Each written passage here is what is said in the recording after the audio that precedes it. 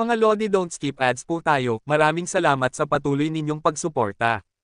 Subaybayan natin ang kwento ng isang kabataang nangarap para sa kanyang mga mahal sa buhay. Mula sa pinakamahina tungo sa pinakamalakas. Alamin natin ang kwento ng kanyang buhay. Kabanata 561 hanggang Kabanata 570. Kabanata 561. Ang malambot at malaking buntot ng pilak na Zoro ay kumapit sa mga binti ni Hansen at kiniliti siya habang gumagalaw pataas at pababa. Nagsisimula ng maunawaan ni Hansen na wala itong balak saktan siya, kaya't lumuhad siya upang hawakan ito. Walang pagtutol, hinayaan ng pilak na Zoro na buhatin siya ni Hansen at yakapin ng mahigpit. Ang buntot ng Zoro ay kumaway-kaway sa tuwa. Ang kakaiba naman ng pilak na Zorong ito, saan kaya ito nanggaling? Hawak ni Hansen ang kalmadong pilak na Zoro habang nagtataka. Maraming tao ang kilala na nag-aalaga ng mga nilalang, pero karaniwan silang nakakulong sa mga hola, bilanggo laban sa kanilang kalooban. Madalas, pinapatay sila para kainin. Ang mga nilalang na ito ay kilala sa kanilang ligaw at magkakaibang personalidad, ngunit may isang karaniwang ugali na nag-uugnay sa karamihan ng mga ligaw na halimaw ang kanilang pagnanais na umatake at pumatay ng mga tao sa paningin. Hindi mahalaga kung paano lalapit o tutugan ang mga tao, iyon ang gagawin nila. Ngunit ang pilak na Zorong ito ay nagpapakita ng sarili na kabaligtaran ng lahat ng alam ni Hansen. Napakakalma nito. Kung hindi pa niya nakita na halos patayin nito si Dongmo, mahihirapan siyang maniwala na ang malambot na hayop na nasa kanyang mga bisig ay isang super nilalang. Kaya't ngayon si Hansen ay nasa isang mahirap na sitwasyon. Bagamat ito ay masunurin at palakaibigan sa puntong ito, walang garantiya na magiging ganoon pa rin ito. Kung magiging marahas ang pilak na Zoro pagkatapos ibalik ni Hansen sa bahay, magiging isang sakuna ito. Sa kabuuan ng mga patlang ng yelo, walang makakatiis sa galit ng isang super nilalang, at naalala ni Hansen ang imahe ng asul na kabayo dagat na nagsunog sa seabed shelter. Nagbigay sa kanya iyon ng panginginig. Hindi ko siya maibabalik. Walang paraan para maibalik ko siya. Pinanood ni Hansen ang cute na pilak na Zoro na nakaupo ng mapagmahal sa kanyang mga bisig ngunit kailangan niyang pigilan ang sarili. Kahit na masakit sa kanya, ibinalik niya ito sa lupa. Maliit na Zoro, hindi sa ayaw kong dalhin ka, at kung ako lang mag-isa, gagawin ko, pero hindi ko kayang ipagsapalaran na dalhin ka pabalik sa harap ng iba. Kung may mangyari, hindi lang ako ang magkakaproblema. Uwi ka na, sabi ni Hansen sa pilak na Zoro, pagkatapos ay tumalikod at umalis. Ngunit hindi nakinig ang pilak na Zoro, at patuloy na sumusunod at ginagaya ang bawat hakbang ni Hansen. Kung humakbang siya pasulong, gagawin din ito. Kung tumigil si Hansen, gagawin din ito. Naisip ni Hansen na paalisin ito, ngunit sa tuwing titingin siya sa nilalang, ito ay tumutugon ng isang kaibig-ibig at nakakatuwang tingin na parang tuta na nagpapalambot sa kanyang puso. Bukod dito, hindi naglakas loob si Hansen na gumamit ng puwersa. Mas malakas ang pilak na Zoro kaysa sa kanya, at natatakot siya sa maaaring mangyari kung sasalakayin niya ito. Malaki ang posibilidad na si Hansen ang mas malulugi. Bukod pa rito, ang nakakatuwang hitsura ng pilak na Zoro ay sapat na para pigilan siya. Tumingin muli sa pilak na Zoro na tumangging iwanan siya, binuhat muli ni Hansen ito. Parang isang maliit na pusa, sumiksik ito sa dibdib ni Hansen at ang pinakakyut na bagay. Sige, dadalhin kita sa Crystal Palace. Kung may mangyari doon, hindi ka makakasakit ng iba. Ibinaba ni Hansen ang kanyang mga pakpak, at kasama ang pilak na Zoro sa kanyang mga bisig, lumipad siya sa langit. Kailangan niyang itago ang pilak na Zoro bago makipagkita sa mga evolver. Ang mga kwento na maaaring makalat mula sa pangyayaring ito ay magiging nakakalito. Iiwan ko na lang silang maghintay kung nasaan sila. Sila ang pumili na hindi sumama sa akin, pagkatapos ng lahat. Walang masama kung iwanan sila sa matinding lamig ng kaunti pa. Mahigpit na hinawakan ni Hansen ang pilak na Zoro, habang lumilipad siya ng mas mataas para umalis sa lugar na iyon. Habang naghahanda si Hansen na lumipad patungo sa Ice Lake, nakita niya ang maraming ahas na yelo na tumalon mula sa nyebe sa lambak ng yelo. Kakaiba ang lugar ay walang laman kanina. May isang sobrang laki na ahas na yelo sa gitna nila, at ang buong katawan nito ay natatakpan ng pilak na kaliskis. Kumikinang ito tulad ng nyebe, at ito ay 100 metro ang haba. Ito ay isang nakakatakot na tanawin. Ang hari ng mga ahas na may pilak na mata. Nagulat si Hansen. Nang pumasok siya sa lambak at tumawid kanina, hindi niya nakita ito. Saan kaya ito nanggaling? Tumalon ang puso ni Hansen, at bumalik siya sa lambak ng nyebe. Ngunit nang bumalik siya, nakita niya ang hari ng mga ahas at ang kanyang kawan na bumalik sa ilalim ng nyebe. Sa tingin ko dahil sa iyo. Lumapag si Hansen sa lambak ng nyebe, ngunit hindi na niya makita ang kahit anino ng ahas na yelo. Kahit ang hari mismo ay nawala. Nanatili ang pilak na Zoro sa mga bisig ni Hansen, nagkukunwaring natutulog. Hindi niya alam kung naiintindihan nito ang sinasabi niya, o kung wala lang itong pakialam. Kalmado lang itong kumaway-kaway ng buntot. Lumipad siya palabas ng lambak ng yelo at ibinaba ang pilak na Zoro sa tuktok ng isang bundok na natatakpan ng nyebe. Pagkatapos ay nakita niya ang mga ahas na yelo na bumalik sa ibabaw. Hintayin mo ako dito, okay? Sinabi ni Hansen sa pilak na Zoro at pagkatapos ay lumipad pabalik sa lambak. Sa pagkakataong ito, hindi sinundan ng pilak na Zoro si Hansen, nakatayo ito sa tuktok ng bundok, pinapanood si Hansen na bumaba sa lambak. Mag-isa nang nagtungo si Hansen sa malaking hukay ng mga ahas, ngunit sa pagkakataong ito, hindi na sila bumalik sa ilalim ng lupa. Dagdag pa rito, isang hukbo ng mga ahas ang tumalon at sinubukang pigilan ang kanyang pagbaba mula sa himpapawid. Ang mga mata ng hari ng mga ahas ay parang mga pogen ng pilak na liwanag, nakatitig kay Hansen. Ibinuka ng halimaw ang sariling mga pakpak, at ang dalawang sungay sa ulo nito ay kumikinang na parang mga parola. Parang isang nakamamatay na nilalang mula sa sinaunang kasaysayan, sumugod ito kay Hansen. Talagang nakatakas sila dahil sa presensya ng pilak na Zoro. Ibinalik ni Hansen ang kanyang mga pakpak at tumama sa nyebe gamit ang Treading Cloud, bumalik sa kanyang nakaraang pagtatangka na makuha ang atensyon ng hari ng mga ahas at hilahin ito sa pasukan ng lambak. Upang harapin ang isang napakalaking halimaw, kulang ang tiwala ni Hansen na labanan ito ng mag-isa.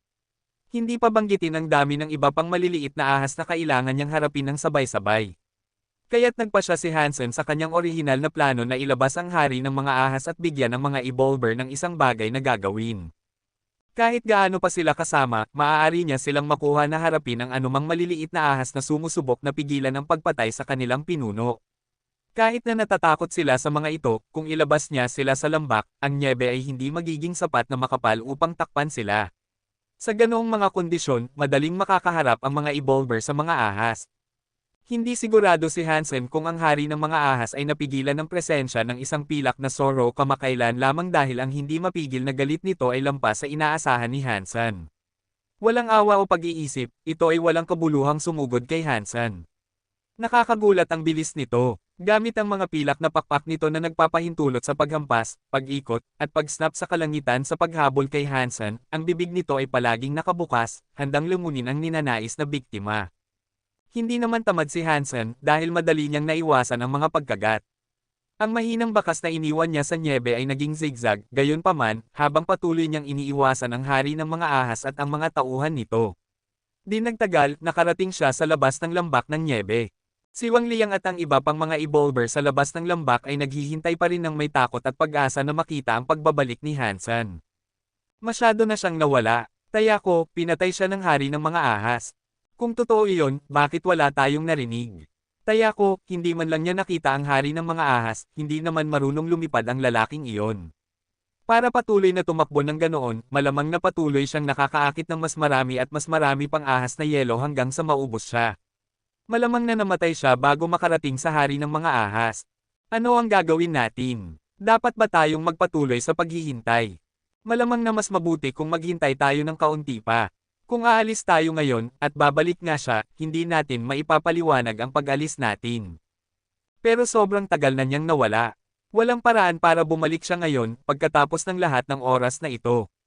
Maghintay lang tayo ng kaunti, kung naghintay na tayo ng ganito katagal, ano pa ang problema kung maghintay tayo ng kaunti pa? Gabi na rin naman. Kung hindi siya bumalik bukas, maaari na tayong umalis. Habang nag-uusap ang lahat, bigla silang nakarinig ng paggalaw mula sa lambak. Nang tumingin sila, lahat sila ay napatulala. Nakita nila si Hansen na tumatakbo na parang baliw palabas ng lambak, at sa likuran niya, isang napakalaking dagat ng mga ahas na lumilipad, umiikot, nagkukubli, at gumagapang sa paghabol sa kanya. Sa gitna, ang isa na mukhang dragon ay nasa pinakamasiglang paghabol. Ang mga pakpak nito ay nakabuka habang sinubukan nitong mahuli si Hansen, at ang bawat pagkagat ay napalampas lang sa kanya ng isang segundo. Ang nakakabaliw na tanawin ay nagpadagandong sa kanilang mga puso sa takot. Kabanata 562. Nang makita ni Hansen na papalapit na siya sa labasan ng lambak, nagmadali si Wang Liang na ipagsama ang grupo sa pormasayo ng labanan. Sila ay handa na makipaglaban sa hari ng mga ahas. Ang grupo ay binubuo ng mga elite na evolver. Ang ilan sa kanila ay kasalukuyang nagsisilbi sa hukbo, habang ang iba naman ay nagretiro na. Lahat sila ay may karanasan sa militar, at sila ay mga matitibay na mandirigma na may pambihirang kakayahan sa labanan. Hindi sila natatakot sa darating na laban. Matapos niyang itatag ang kanilang pormasayon, halos na ilabas na ni Hansen ang hari ng mga ahas at ang mga kasamang mas maliliit na ahas mula sa lambak. Ngunit dahil wala na ang malalim na nyebe upang itago ang kanilang mga katawan, lahat sila ay mukhang mga napakalaking kaaway. Nang nagsimula ang labanan, tumigil si Hansen sa pagtakbo. Tinawag niya ang kanyang mga panggulong pang-ispang at sinimulang atakihin ang hari ng mga ahas. Dong! Umiiwas si Hansen sa nakabukas na bibig ng hari ng mga ahas na may pilak na mata, at gamit ang mga panggulong pang-ispang, tumama siya at tinaga ang isa sa mga pilak na kaliskis nito. Ngunit masyado itong makapal, kaya't hindi niya ganap na na-pierce ito, at 3 gasgas lamang ang naiwan. Hindi ito tamang hiwa at malayo sa mga sugat na nakamamatay. Tumakbo papunta sa mga nag-iipon na ahas sina Wang Liang at ang kanyang mga tao. Pinanatili nila ang kanilang pormasayon, ngunit lumawak upang palibutan ang hari ng mga ahas. Dahil wala ng takip ng nyebe, ang mga ordinaryo at mutant na ahas ng yelo ay hindi nakapagkompetensya sa mga elite. Sa isang malaking labanan, hindi mabilang na mga ahas ang pinatay. Habang ang bawat ahas ay nagday ng lupa sa isang nakakasuklam na pula, ang kanilang mga katawan ay itinapon ng may malaking puwersa. Ngayon, ang 10 evolver ay nakapaligid sa hari ng mga ahas. Ang nilalang ay mabangis, ligaw, at baliw. Nang itinaas nito ang likuran nito, pinagsama-sama ang maraming glacier. Dahil sa kanyang kabaliwan, hindi naglakas loob si Hansen at ang kanyang mga kasama na harapin ang nilalang ng direkta. Ang mga higanting nilalang ay ipinanganak na makapangyarihan at labis na nakakabawi sa mga tao. Ang mga kaliskis ng hari ng mga ahas na may pilak na mata ay matibay, at ang laman nito ay makapal. Kahit na ang mga pag-atake ni Hansen at ng kanyang grupo ay matindi, wala sa mga ito ang tila may kakayahang pumatay sa nilalang. Sa halip, lahat ng ginawa nila ay nagpulalo lamang sa galit ng hari ng mga ahas. Nang makita ni Hansen ang hari ng mga ahas na kumikilos na parang isang masamang nilalang mula sa isang sinaunang kwento, nakaramdam siya ng kalungkutan. Ang mga panggulong pang-ispang ay masyadong maikli at hindi mukhang angkop para makipaglaban sa ganitong kalaking nilalang. Kung mayroon lamang siyang mas mahabang sandata, baka may pagkakataon siya. Sa kasalukuyan, natutuwa si Hansen na kasama niya sina Wang Liang at ang iba pang mga elite. Kung hindi niya maisip na magagawa ang anumang bagay o magkakaroon ng pagkakataon na labanan ng hari ng mga ahas nang walang panghihimasok ng maraming mas maliliit na ahas ng yelo. Mga kasama, magpatuloy kayo, magpapahinga ako, sigaw ni Hansen kay Wang Liang habang umalis siya sa labanan. Isip-isip ni Wang Liang, pumunta kami dito upang tulungan kang patayin ang hari ng mga ahas. Nagsasakripisyo kami ng buhay, at ngayon ay umaalis ka. Napaka-absurd mo. Habang binabalaan si Hansen, napansin ni Wang Liang ang isang tiyak na apoy. Isang pulang ibon ng apoy na mukhang isang phoenix ang lumabas mula sa katawan ni Hansen. Ang mga apoy ay sobrang init, at mabilis na umakyat sa hangin. Sa isang saglit, ang mga apoy ay umikot sa buong lugar. Napansin ni Wang Liang na ang mga kapangyarihan ng Beast Soul ng kanyang grupo ay lubos na tumaas. Bagamat nagulat siya, natuwa siya at sinabi, "Halo Beast Soul," at para sa ganitong malaking epektibong saklaw. Nagtataka ako kung ito ay isang Sacred Blood Beast Soul. Ang mga kapangyarihan ng Beast Soul ng iba pang mga tao sa partido ay lubos ding tumaas, at para sa kanila, parang naging mas madali ang laban. Ang presyon ay tiyak na hamupa, at mukhang labis silang nasisiyahan. Ipinagpatuloy ni Hansen ang pag-alis sa ibon ng disyerto sa labanan at nagpatuloy sa kanyang daan, ngunit sinigurado niyang bantayan ang ginagawa ng iba habang nakikipaglaban sila sa hari ng mga ahas sa kanyang kawalan. Sa 10 sa kanila, 6 sa kanila ang gumagamit ng Sacred Blood na sandata. 3 sa 6 ang gumagamit ng mga mabibigat na sandata, may isang lance, isang malaking pang-axe, at isang martilyo. Ang 3 ito ang nagbigay ng pinakamalaking banta sa hari ng mga ahas, ngunit sa kabila nito, ang mga kaliskis ay masyadong matigas at hindi nila ito nasugatan. Isa lamang itong nilalang ng Sacred Blood, hindi ito maaaring maging hindi masisira. Dapat itong magkaroon ng isang mahina na punto sa kung saan man. Pinanood ni Hansen ang bawat galaw ng hari ng mga ahas. Ngunit walang mahina na punto ang matagpuan. Ang mga pilak na kaliskis ay kayang tiisin ang 10 pag-atake mula sa mga evolver, at sa ganitong depensa, wala nang dahilan upang ito ay lumipat at protektahan ang ilang bahagi ng katawan nito. Maaari nitong tiisin ang anumang atake. Pang! Isang evolver ang hindi nakaiwas sa oras at tinamaan ng buntot ng hari ng mga ahas. Siya ay naitapon ng higit sa 10 metro at halos bumangga sa lupa. Dumura siya ng dugo mula sa kanyang bibig, ngunit ang tinamon niyang suntok ay hindi nakamamatay. Agad siyang bumangon. Pumasok muli si Hansen sa labanan, pinunan ng puwang na naiwan ng nasugatang evolver. Boss, ang mga kaliskis ng hari ng mga ahas ay masyadong matigas. Imposible para sa atin na patayin ito. Bakit hindi tayo umatras at mag-isip ng ibang paraan?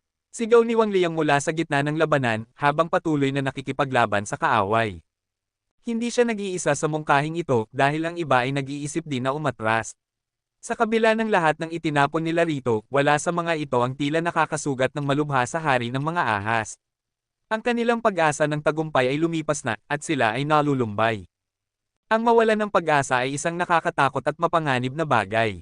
Kung ikaw ay pagod, o kahit na dumudugo sa isang laban, ang pagkakaalam na nagdudulot ka ng parehong halaga ng pinsala sa iyong kaaway ay nangangahulugang may pagkakataon ka sa tagumpay, walang dahilan upang matakot. Ngunit hindi sila tila nakakasugat sa hari ng mga ahas, at kung ang kanilang pag-asa ng tagumpay ay unti-unting nawawala, gayon din ang kanilang sigasig sa labanan. Ngunit hindi tumugon si Hansen. Patuloy siyang nakipaglaban sa hari ng mga ahas, habang nagbibigay ng karagdagang atensyon sa mga galaw ng kaaway. Nais niyang maghintay ng kaunti pa, upang ang laso ng mga panggulong pang-ispang ay maaaring magkaroon ng epekto. Ngunit walang pagbabago sa pag-uugali ng hari ng mga ahas, at tila hindi ito gumagana. Ito ay kasing lakas pa rin ng dati. Ang laman at buto ng hari ng mga ahas ay matigas. Kahit na gumamit ako ng Yin Force, marahil ito ay magiging walang silbi. Marahil ay maaari kong gamitin ang Yin Force sa kanyang ulo at masaktan ang kanyang utak. Naisip ni Hansen. Kung talagang susubukan niyang tamaan ang ulo ng hari ng mga ahas, ito ay magiging isang mapanganib na hakbang. Isang pagkakamali ay magiging sanhi ng isang malaking pagkagat sa tulong ng napakalawak na bibig ng hari ng mga ahas. Ang mga pangngipin na 1 metro ang haba na handang sumakit ay tila kayang putulin at pumatay sa iyo bago pa man maapektuhan ng lamig. Pang! Uminit ang hari ng mga ahas, pinapagsaluhan ang isa pang evolver. Napakalakas ng pag-atake na ang mahabang espada ay ganap na notoklap. Ang halimaw na ito ay isang nakakatakot na bagay. Boss, kailangan nating umatras. Hindi natin kayang patayin ang nilalang na ito. Isang boses ang tumawag mula sa isa sa mga evolver. Tumugon si Hansen, patuloy na makipaglaban. Lahat ay dapat sumunod sa aking mga utos. Kung sino man sa inyo ang hindi susunod, huwag nang bumalik sa silungan. Pumunta kayong hanapin si Donglin at ipaliwanag ang inyong pag-alis. Wang Liang, lumipat ka sa kaliwa ng 3 metro at atakihin ang kaliwang bahagi nito. Zhao Qiang, lumipat ka sa kanan ng 2 metro, pasulong ng 1 metro at tamaan ang kanang pakpak nito. Utos ni Hansen. Walang pagpipilian si Wang Liang kundi makinig at sundin ang mga utos ni Hansen. Ang dalawa na binigyan ng mga tagubilin ay hindi tiyak kung ano ang inaasahan ng kanilang boss na makamit. Ang porma sayon na naruroon ay resulta ng maraming pagsasanay at perpektong sabayan sa pagitan ng mga elite na evolver. Hindi kailanman sila nakatanggap ng utos na nagbabago sa porma sayon na ito, at kahit gaano pa man katalino si Hansen, hindi nila akalain na makakaisip siya ng isang bagong at mas mahusay na porma sayon, at ayaw din nila iyon. Dahil ang mga pagbabagong ito ay maaaring magdulot ng aksidente, ito ay nakasalalay na sa talento ng isang individual, ang araw-araw na pagsasanay at praktis sa pagharang, pag-iwas, at pag-atake ay mas mahalaga kaysa kailanman. Walang agarang utos na maaaring maglagay sa kanila sa mas magandang posisyon kaysa sa dati na sila. Ngunit iba si Hansen. Sa kanyang pananaw, ang mga tao ay mga piyesa lamang sa isang chessboard. Ang paggamit niya sa Dongzo Sutra ay patuloy na tumataas, at ito ay nagbigay sa kanya ng kakayahang kontrolin sila na parang siya ay isang manlalaro ng laro. Noong una, pinilit si Wang Liang na makinig sa utos ni Hansen kahit na hindi siya interesado, ngunit mabilis na nagbago ang kanyang opinyon. Ganon din ang opinyon ng natitirang grupo dahil nang magbago ang kanilang porma sayon, ang kanilang mga bagong posisyon ay naging mas madali upang labanan ang hari ng mga ahas. Lahat sila ay mas malayo mula sa panganib, at walang sino man ang nakatanggap ng ibang suntok mula sa hari ng mga ahas. Nagsisimula na silang talagang humanga kay Hansen. Lahat sila ay dating mga sundalo, kaya't pamilyar sila sa mga katangian na kinakailangan upang maging isang mahusay na commander. Ngunit tungkol kay Hansen, hindi pa sila nakakita ng sino man na kayang pamunuan ang iba ng napakahusay at sa isang kalmadong paraan. Ito ay hindi kapanipaniwala. Kabanata 563.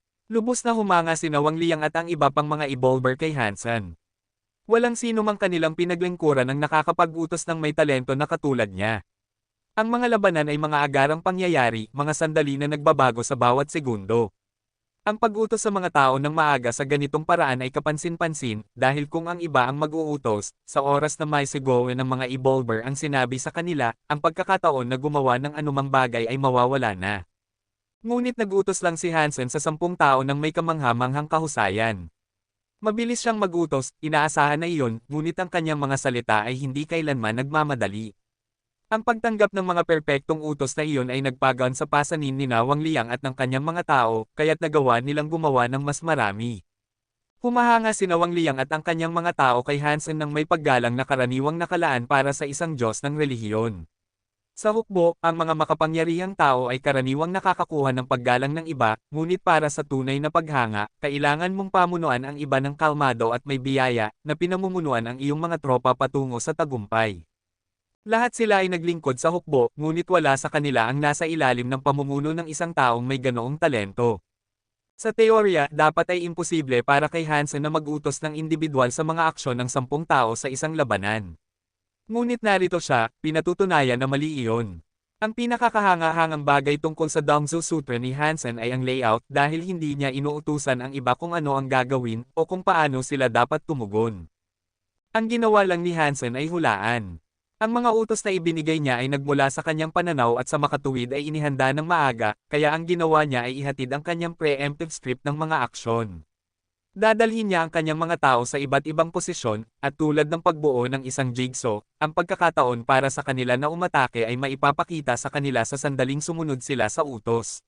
Ngunit hindi partikular na sinabi sa kanila kung paano sila dapat umatake. Parang ginagamit ni Hansen ang kanyang Dongzhou Sutra. Ang bawat galaw ay mag-aakit o pipilitin ang isang kalaban sa eksaktong posisyon na gusto niyang makuha.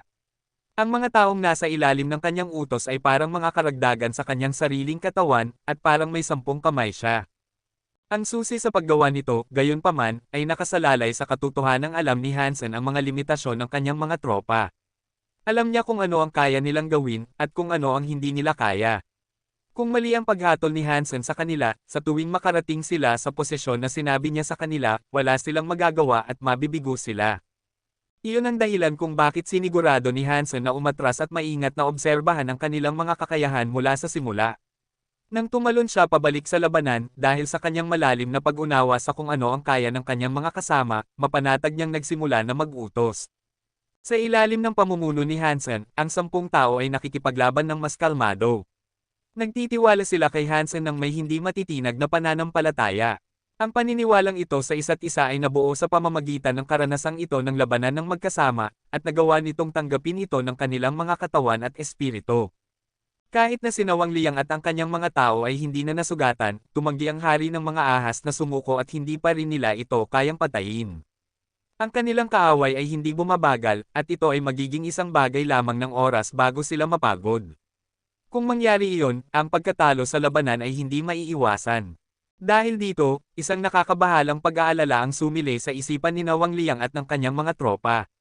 Pagkatapos ng lahat, ang mga tao ay hindi mga nilalang, at limitado ang kanilang sigla at tibay. Upang makisali sa isang laban na kasing hirap ng ito, kahit na ang pinakamagaling na tao ay makakayanan lamang ng 1 o 2 oras. Ngunit hindi nag-aalala si Hansen tungkol dito. Ginagamit niya ang 10 taong ito upang itulak ang hari ng mga ahas sa eksaktong lugar na gusto niya. Sa wakas, ang ulo ng hari ng mga ahas ay halos naihatid kay Hansen. Ito ang kanyang matagal nang inaasam na pagkakataon. Tumalon siya sa ulo ng hari ng mga ahas gamit ang isang kamao na pinag-uusapan ng isang kapangyarihan na kayang magdurog ng isang bundok. Gamit ang kanyang yin force, ginamit ni Hansen ang kanyang kamao upang mag-drill sa loob ng ulo ng halimaw. Ang pinsalang ginawa niya sa bungo ng hari ng mga ahas ang critical hit na kanyang inaasahan, at ito ay malubhang nasugatan bilang resulta. Roar! Sumigaw ang hari ng mga ahas at nag-iikot sa sakit. Nang ibaba nito ang ulo nito, ang hugis ng katawan nito ay hindi na tama.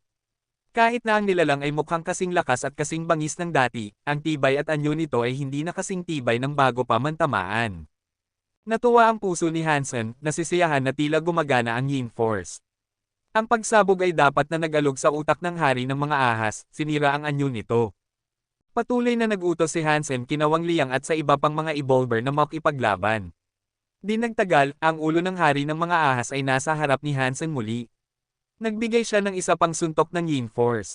Kasunod ng pangalawang pagtama, parang lasing ang hari ng mga ahas dahil nagsimula itong mawala ng kontrol sa kanyang katawan. Nagulat si Wang Liang sa kung paano tila nagaganap ang mga bagay at natuwa rin siya. Ngayon, dahil sa katiyakan ng tagumpay at sa ilalim ng perpektong pamumuno ni Hansen, mas lalo nilang pinagsikapan ang laban. Ang kanilang paghanga sa lalaki ay lalong lumago. Pang! Nang tamaan ni Hansen ang ulo ng hari ng mga ahas sa ikatlong pagkakataon, hindi na nakayanan ng halimaw. Bumagsak ito sa lupa, nag-iikot, umiikot, at nagkukubli sa sakit. Para sa lahat ng layunin, tapos na ang labanan. Sinabi ni Hansen kina Wang Liang at sa kanyang mga tao na pumunta at tapusin ang natitirang grupo ng mga ahas ng yelo. Lumapit si Hansen sa walang magawa na hari ng mga ahas at pinukpok ang ulo nito ng isa pang dosenang beses, hanggang sa mailantad ang utak nito at dinurog niya ito, tuluyang pinatay ang halimaw. Pakibigay sa akin ang iyong beast soul. Kailangan kong makakuha ng beast soul. Hallelujah! Pagpalain sana ako ng matamis na ina ni Baby Jesus. Si Hansen ay nagdiriwang sa kanyang puso at kaluluwa. Ang pagsisikap ng sobra at walang makuhang anumang bagay ay magiging nakakapanlumo. Sacred Blood Creature Hunted, Silver Eye Snake King. Ang Beast Soul ay nakuha na. Kainin ang laman nito upang makakuha ng random na bilang ng Sacred Blood Geno Points, mula 0 hanggang 10. Nang marinig ang tunog na iyon, gusto nang sumigaw ng malakas sa tuwa si Hansen. Mahal kita, Santa Maria. Ngunit sumigaw lang siya sa kanyang puso. Nang mapatay na ang hari ng mga ahas, ang iba pang mga ahas ng yelo ay ayaw nang ibigay ang kanilang buhay upang labanan ang mga evolver. Mabilis silang tumakbo pabalik sa lambak ng yelo. Hinabol sila ni Wang Liang at ng kanyang mga tao hanggang sa pasukan ng lambak ng yelo, at nang lumingon sila, nagulat sila sa nakita. Ang mga resulta ng labanan na kanilang nag-api ay nakakalat sa lahat ng dako na may hindi mabilang na mga bangkay ng mga ahas ng yelo at ang hari ng mga ahas mismo. Mayroon ding ilang mutant class na nilalang na nakasalansan. Kasunod ng labanan, ang bawat isa sa kanila ay nakatanggap ng ilang mga beast soul ng ahas ng yelo. Kahit na ang karamihan ay ordinaryong klase, ang ilang maswerteng mga tao ay nakatanggap ng mutant beast soul. Mas marami silang napatay na ahas ng yelo kaysa sa inaasahan nila, ngunit ang kanilang mga nakuha ay ang pinakamalaki sa kanilang lahat. Iiwan ko na sila sa inyo. Pero pumunta kayo at humanap ng isang taong makakatulong sa paglipat ng mga katawan ng hari ng mga ahas at ng mga ahas ng yelo pabalik, mabilis na sabi ni Hansen, at pagkatapos ay umalis. Walang problema sina Wang Liang at ang natitirang mga evolver sa pagsunod sa mga utos ni Hansen dahil ang kanyang mga kakayahan sa pamumuno ay nakakuha ng bawat bahagi ng kanilang pananampalataya, tiwala, at paggalang. Lumakad si Hansen sa isang bilog, bumalik sa tuktok ng bundok na natatakpan ng nyebe. Ang maliit na pilak na Zoro ay mahinahon pa ring naghihintay ng kanyang pagbabalik, at ang mga mata nitong puno ng pag-asa ay nagpaisip kay Hansen kung maghihintay ba ang maliit na bagay doon magpakailanman, kung hindi siya bumalik. Nang makita si Hansen na bumalik, ang pilak na Zoro ay matikas na lumapit muli sa kanyang mga binti. Ang malambot at malaking buntot ay kumapit sa kanyang mga binti tulad ng dati, at hinimas din ng Zoro ang ulo nito pataas at pababa sa kanyang mga binti. Nagsisimula ng magustuhan ni Hansen ang pilak na Zoro. Lihim niyang hiniling na ito ay isang ordinaryong nilalang lamang upang madali niyang makasama ito. Hindi pa niya alam kung mayroon itong katalinuhan o kagustuhan upang makilala ang kaibigan mula sa kaaway. Hawak niya ang pilak na Zoro sa isang braso at ginamit ang kanyang kabilang kamay upang tawagin ang espada ng hari ng mga ahas na may pilak na mata. Ang manipis na pilak na espada ay nasa kamay ni Hansen, at ito ay mga 3 talampakan ang haba at kasing lapad ng isang daliri. Ang puting pilak ng espada ay nagbigay sa pakiramdam na ito ay hinango mula sa yelo, at ang komposisyon nito ay tiyak na mag-iiwan ng pangmatagalang impresyon sa iba. Mukhang kasing lakas ng tunay nitong lakas. Ang handguard ay hugis tulad ng mga pakpak ng ahas na dating pag-aari nito, at ang talon mismo ay natatakpan ng mga kaliskis ng nilalang. Mukhang maganda ito. Kahit na manipis, ang espada ng hari ng mga ahas na may pilak na mata ay mas malawak pa rin kaysa sa espada ng espirito ng babaeng may pilak na buhok na mas manipis kaysa sa pakpak ng isang tipaklong. Ngunit ang espada ng hari ng mga ahas ay naramdaman na matibay dahil ito ay ginawa sa isang ibang estilo. Iniswing niya ito ng 2 beses at nakaramdam ng isang tiyak na kagandahan sa paghati ng hangin gamit ito. Masaya niyang sinabi, kailangan ko lang ng isa pang espada. Kapag nakuha ko na ito, maaari na akong pumunta sa Royal Shelter at makipaglaban sa Twin Spirit. Kabanata 564.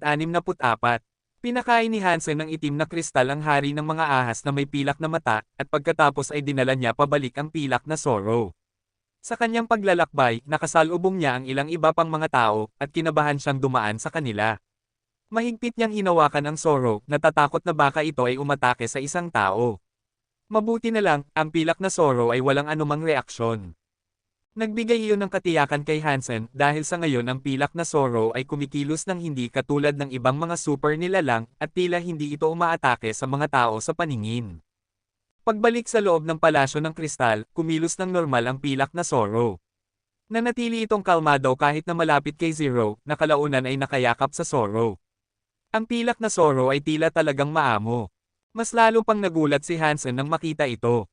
Kung hindi pa niya nakita ang pagpisa ng pilak na Sorrow mula sa itlog nito, at nakilala lang niya ito ng random sa isang lugar, hindi niya paniniwalaan na ito ay isang super nilalang. Iisipin niya na ito ay isang ordinaryong hayop lamang na inaalagaan bilang alagang hayop. Sa kanyang katawan, hindi niya naramdaman na ito ay isang nilalang. Parang isang karaniwang Sorrow mula sa alyansa. Ang laman ng ahas ng yelo at hari ng mga ahas na dinala ni Wang Liang ay pinaghati-hati ng pantay-pantay sa pagitan ni Hansen at ng bawat evolver. Ang lahat ay nakatanggap ng pantay na halaga na nagpalawak ng kanilang paggalang sa isa't isa sa grupo na tinitiyak na makakatrabaho silang magkasama sa hinaharap. Naghanda si Hansen ng isang buong pagkain para sa kanyang sarili gamit ang laman ng hari ng mga ahas na natanggap niya, at nang mabusog na siya, ibinigay niya ang natitira sa mga anghel. Ang laki ng hari ng mga ahas ay talagang masyadong malaki, at kung gugugulin niya ang buong buwan sa pagkain nito, hindi niya alam kung makakatanggap siya ng isang Sacred Blood Geno Point mula rito.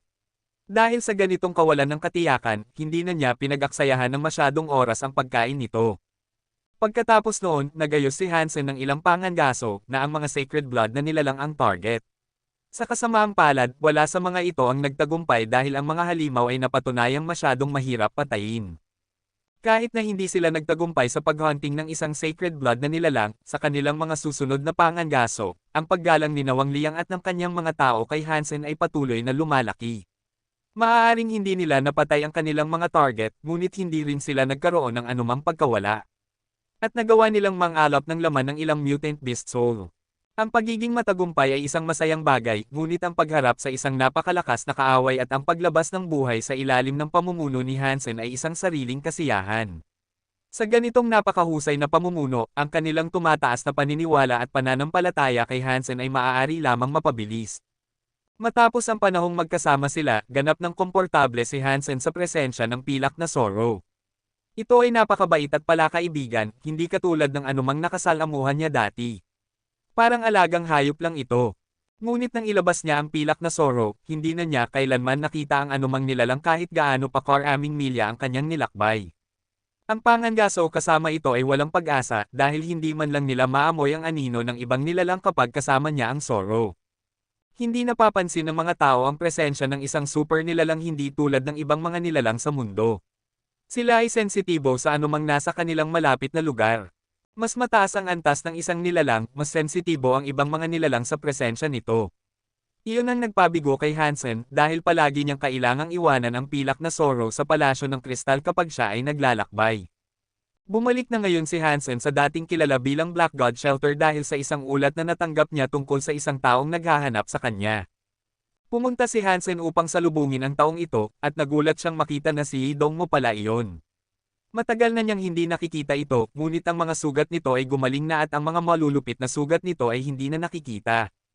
Hindi mo na kailangang magpasalamat sa akin. Sinusubukan ko lang tumulong. Maaari mo nang kalimutan iyon.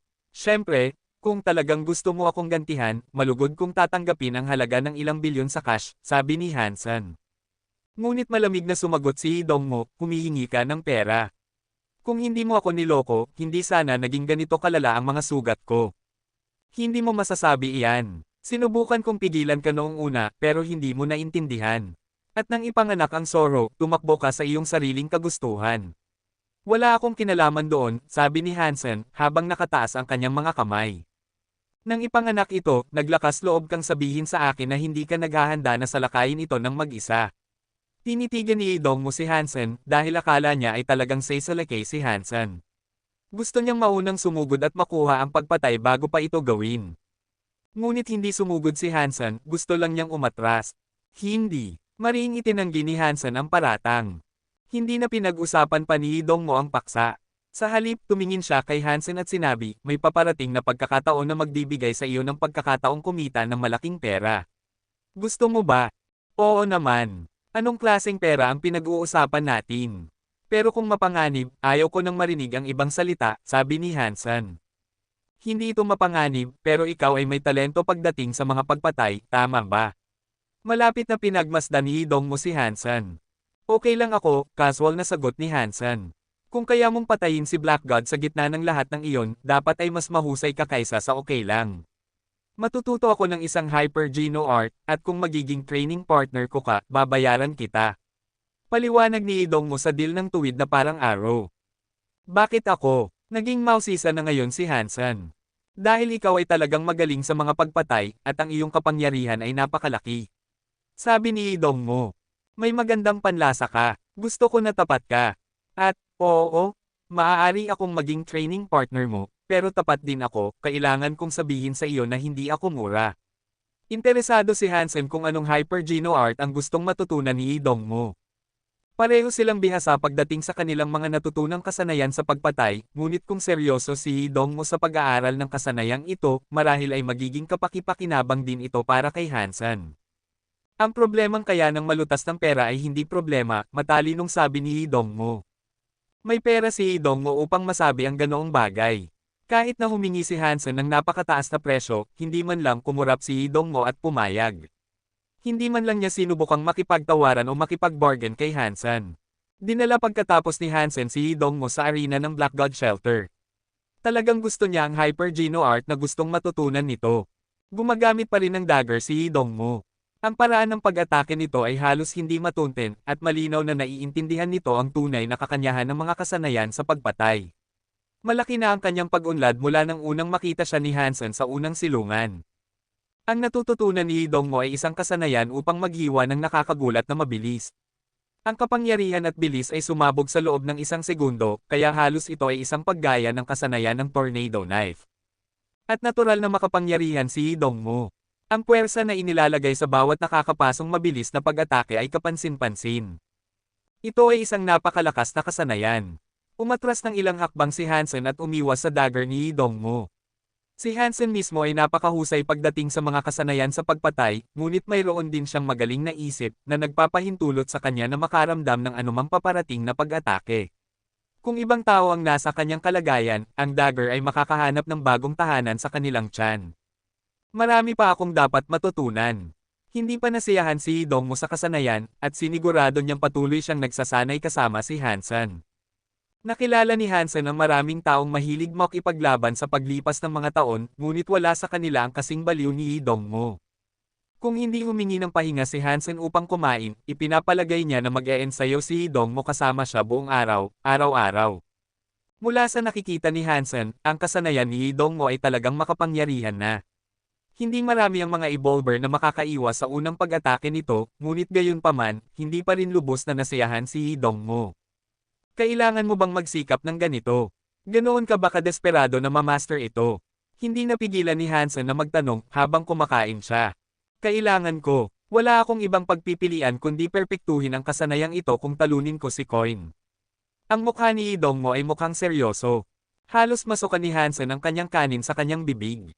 Ang dahilan kung bakit sinusubukan ni Dongmo na matutunan ang kasanayang ito ng husto ay upang matalo mismo si Hansen. Tumingin si Hansen kay Dongmo nang may pagtataka, at may tingin na halos nagpapahiwatig ng awa. Sa kanyang puso, naisip niya, maaari kang maghanap ng ibang tao para magsanay, ngunit bakit ako ang pinuntahan mo? At ngayon alam ko na ang lahat tungkol sa iyong lihim na kasanayan at kung ano ang aasahan kung maglalaban tayo. Kahit gaano ka pa kahirap magsanay, hindi mo ako matatalo, Dongmo. Kabanata 565. Tuwing may libreng oras si Dongmo, pupunta siya upang magsanay kasama si Hansen dahil gusto niyang mamaster ang kasanayang iyon. Tinanggap ni Hansen ang pera na inalok nito upang hindi siya makaramdam ng masama sa pagtanggi sa kahilingan ni Dongmo. Nagsanay siya kasama nito sa tuwing kaya niya. Nagulat siya sa kapangyarihan ng kasanayan. Kahit na ang labanan ng perception ni Hansen ay lumampas sa kay Dongmo, papalapit na sa puntong kahit siya ay hindi na makakaiwas sa kasanayan sa paghiwa. Nakakahiya. Hindi ka makakahanap ng kasanayan na tulad nito sa Saint Hall, at hindi ko iisipin na matutunan ito para sa aking sarili. Taya ko, magiging masarap ang pakiramdam na pumatay ng mga bagay gamit ang kasanayang ito, sabi ni Hansen sa kanyang sarili. Ang pagsama kay Dongmo sa kanyang pagsasanay ay nagbigay din ng ilang benepisyo sa kanya. Kailangan niyang gamitin ang kanyang focus upang makaramdam kung kailan aatake si Dongmo, at ito ay nakatulong upang mapabuti ang kanyang perception ng higit pa. Ang kasanayan na sinusubukan ni Dongmo na ma-master ay isang kasanayan na gumagamit ng bilis at pagtatago. Sa harap ni Hansen, ang tanging kalamangan na mayroon siya ay bilis, ngunit ang pagtalo kay Hansen sa bilis ay halos imposible. Kaya't hindi gaanong nag-aalala si Hansen tungkol kay Dongmo na natututo ng kasanayang ito upang gamitin laban kay Coin. Kahit na ma-master niya ang kasanayan, imposible pa rin para sa kanya na talunin si Hansen. Kung hindi pa alam ni Hansen ang kasanayang ito, at ang pag-master ni Dongmo dito, maaaring may pagkakataon siya. Ngunit dahil pamilyar na si Hansen sa kasanayan, duda na siya sa posibilidad na matalo dito. Kawawang Dongmo, hindi ko naman gusto na magsinungaling sa iyo, pero ikaw ang lumapit sa akin para magsanay. Pinagmamasdan ni Hansen si Dongmo na nagsasanay at pinipilit ang kanyang sarili ng husto, ngunit kakaiba ang kanyang mukha. Sa panahong ito, gayunpaman, ang pag-iisip kung paano makakuha ng isa pang Sacred Blood Beast Soul Sword ay kumakagat sa isipan ni Hansen. Alam niya ang ilang mga nilalang na makakapagbigay sa kanya ng Beast Soul Sword, ngunit lahat sila ay masyadong malakas para sa kanya.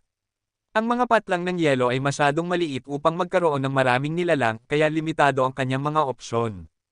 Kahit na gusto ni Hansen na bumili ng isa, hindi niya magawa, dahil kakaunti lamang ang mga taong kusang loob na magbibigay ng isang Sacred Blood Beast Soul Sword, lalo na para sa mga bihirang mapagkukunan sa mga patlang ng yelo.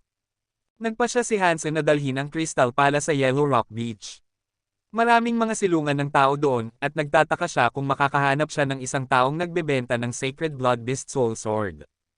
Plano ni Hansen na gamitin ang kanyang Berserk Inferno Bull para sa isang posibleng kalakalan, naniniwala na walang sino man ang tatanggi sa isang Berserk Sacred Blood Transfigured Beast Soul.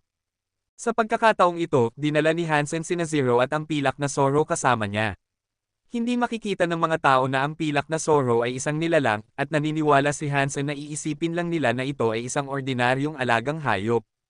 Ang pagdadala nito ay hindi magdudulot ng panganib. Dumating siya sa seaside shelter na dating kanyang tinulungang makuha. Naisip ni Hansen na maaaring may galit pa rin ang mga tao sa kanya dahil ninakaw niya ang kanilang Necron. Ngunit sa kanyang pagkagulat, ang lugar na dapat sana ay tinatawag na Yellow Rock Beach ay ngayon ay kilala bilang Golden Beach, at ang silungan ay nagbago rin ng pangalan nito sa Coin Shelter. Seryoso, ang mood ni Hansen ay nag-iba. Kung alam niyang ganito kamahal ng mga tao si Coin, na binago pa ang pangalan ng lugar, sana ay nanatili siya. Sa hindi bababasa dito, makakatanggap siya ng libreng benepisyo, tulad ng laman ng nilalang. Naglakad-lakad siya sa Golden Beach, at mukhang masaya si Zero. Pagpasok sa Coin Shelter, nagawa ni Hansen na mahanap ang ilang mga tindahan na nagbebenta ng Beast Soul. Sa kasamaang palad, hindi siya nakahanap ng isa na nagbibigay ng Beast Soul ng Sacred Blood variety, maliban sa isa. Ngunit ang item na inaalok ay isang Sacred Blood Beast Soul Gun. Boss, mayroon ka bang Sacred Blood Beast Soul na ibebenta? Tanong ni Hansen. Para sa isang maliit na silungan tulad ng atin, ang paghahanap ng isa dito ay magiging napakaganda, tumawa ang boss. Maaari mo ba akong ipakilala sa isang silungan na makakapagbigay ng Sacred Blood Beast Soul na hinahanap ko? Tanong ni Hansen. Pinag-isipan ito ng boss at pagkatapos ay sinabi, sa kanluran ng Ancient Forest, mayroong isang Royal Class Demon Shelter na tahanan ng maraming Beast Soul Shop. Kung mayroong lugar na makakahanap ng Sacred Blood Beast Soul na ibebenta, iyon ang lugar na iyon. Dapat ay marami doon, kaya kung talagang gusto mong bumili ng isa, inirerekomenda kong tingnan mo doon. Tandaan mo, ang paglalakbay na kailangan mong gawin upang makarating doon ay magiging mapanganib talaga dahil maraming spirit shelter ang matatagpuan sa daan. Google ni Hansen ang ilang mga barya sa isang mapa na gagabay sa kanya sa Demon Shelter na kanyang hinahanap. Gusto niya ng Sacred Blood Beast Soul Sword kahit na ano ang halaga, kaya kailangan niyang pumunta doon at tingnan, kahit papaano. Mahaba ang daan, at gusto ni Hansen na pumatay ng ilang mga nilalang sa daan, kaya nagpasya siyang iwanan sina Zero at ang pilak na Zoro sa coin shelter sa loob ng ilang araw habang wala siya. Sumunod si Hansen sa isang grupo ng iba pang mga tao sa kanyang paglalakbay patungo sa Demon Shelter. Kapatid, ano ang ginagawa mo patungo sa Demon Shelter? Sa daan, isang lalaking nasa katanghaliang gulang ang nakasakay sa isang beast soul na may dalang karga sa likod nito. Magalang niyang tinanong si Hansen. Ang grupo na sinusundan ni Hansen ay isang pangkat ng mga mangangalakal na papunta sa Demon Shelter para manggawakal. Upang samahan sila, nag-alok si Hansen sa kanila ng ilang mga barya upang tanggapin ang kanyang presensya. Kung makakasama siya sa kanila, mayroong aspeto ng kaligtasan sa bilang, kasama ang pag-iwas sa posibilidad na maligaw sa kanyang paglalakbay patungo sa Demon Shelter. Narinig kong maraming beast soul ang ibinebenta doon, kaya gusto kong bumisita at bumili ng ilang, casual na sagot ni Hansen. Marami nga, pero ang mga high-class na beast soul doon ay may mas mataas na halaga kaysa sa ating silungan. Ang lalaking nasa katanghaliang gulang ay medyo madaldal na nagbigay daan kay Hansen na mangalap ng higit pang impormasyon tungkol sa Demon Shelter na malapit na niyang bisitahin. Ang pinaka nagulat kay Hansen ay ang may-ari ng Demon Shelter ay isang taong kilala niya.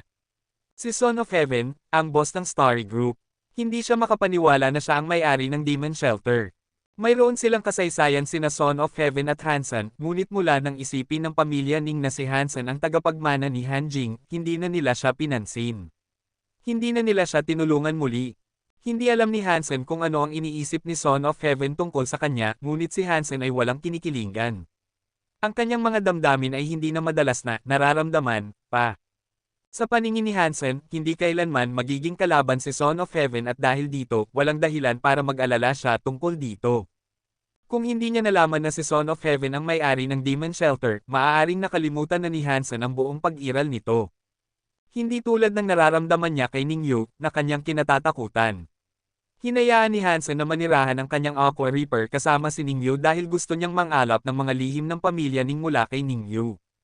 Ngunit alam ni Ningyu ang mga kakayahan ng isang Aqua Reaper, kaya nakontrol niya ang pag-uugali at isip nito at nilimitahan ang dami ng impormasyon na ibinigay nito kay Hansen.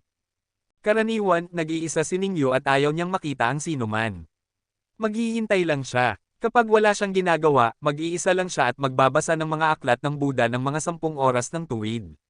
Tila sobrang nakatuon siya sa pag-aaral ng Budismo at tao. Hindi siya nagmamadali at hindi siya kinakabahan, kaya walang natutunan si Hansen. Kung si Son of Heaven ay kalahati lamang kagalingan ni Ningyu, malamang na namatay na ako sa Steel Armor Shelter. Nanghihinayang na ngayon si Hansen sa nakaraan, at sa kanyang puso, ang takot na nararamdaman niya tungkol kay Ningyu ay lumalaki. Sa kabutihang palad, gayunpaman, si Ningyu ay naging host ng isang parasito ng Aqua Reaper. Kung hindi, sobrang kinakabahan si Hansen. Naalala ni Hansen ang isang bagay na sinabi ni Son of Heaven tungkol sa kung dumating na ba si Hansen ng huli, hindi na siya magiging kalaban nito. Noong nakaraan, si Son of Heaven ay isang mapagmataas na tao. Ngayon ay nagtataka si Hansen kung paano siya tretuhin ni Son of Heaven kung magkita ulit sila. Ituturing ba siyang kaibigan o kaaway? Naintriga si Hansen at gusto niyang malaman, ngunit ang layunin niya doon ay upang bumili ng espada. Bukod doon, ayaw niyang makita si Son of Heaven o mapasangkot sa anumang gulo. Kabanata 566. Nakakagulat, medyo maayos ang paglalakbay patungo sa Demon Shelter. Gusto ni Hansen na pumatay ng ilang mga nilalang sa daan, ngunit hindi niya nagawa dahil ang mga evolver na upahan upang protektahan ang karaban ang naunang nakarating sa mga halimaw. Ito ang unang pagkakataon na nakita ni Hansen ang isang royal shelter na pag-aari ng mga tao. Ang gusali mismo ay ilang dosenang milya ang haba at napapalibutan ng kagubatan. Ang mga istrukture na gawa sa kahoy ay nasa lahat ng dako, ngunit iba ang pakiramdam dahil hindi mo alam kung ano ang aasahan. Ang ilang mga istrukture ng kahoy ay mga gusali na may 10 palapag, at mukhang mahiwaga at nakakatakot. Sa paligid ng lungsod, makikita mo ang mga sinaunang puno na umaabot sa langit sa taas na 40 metro.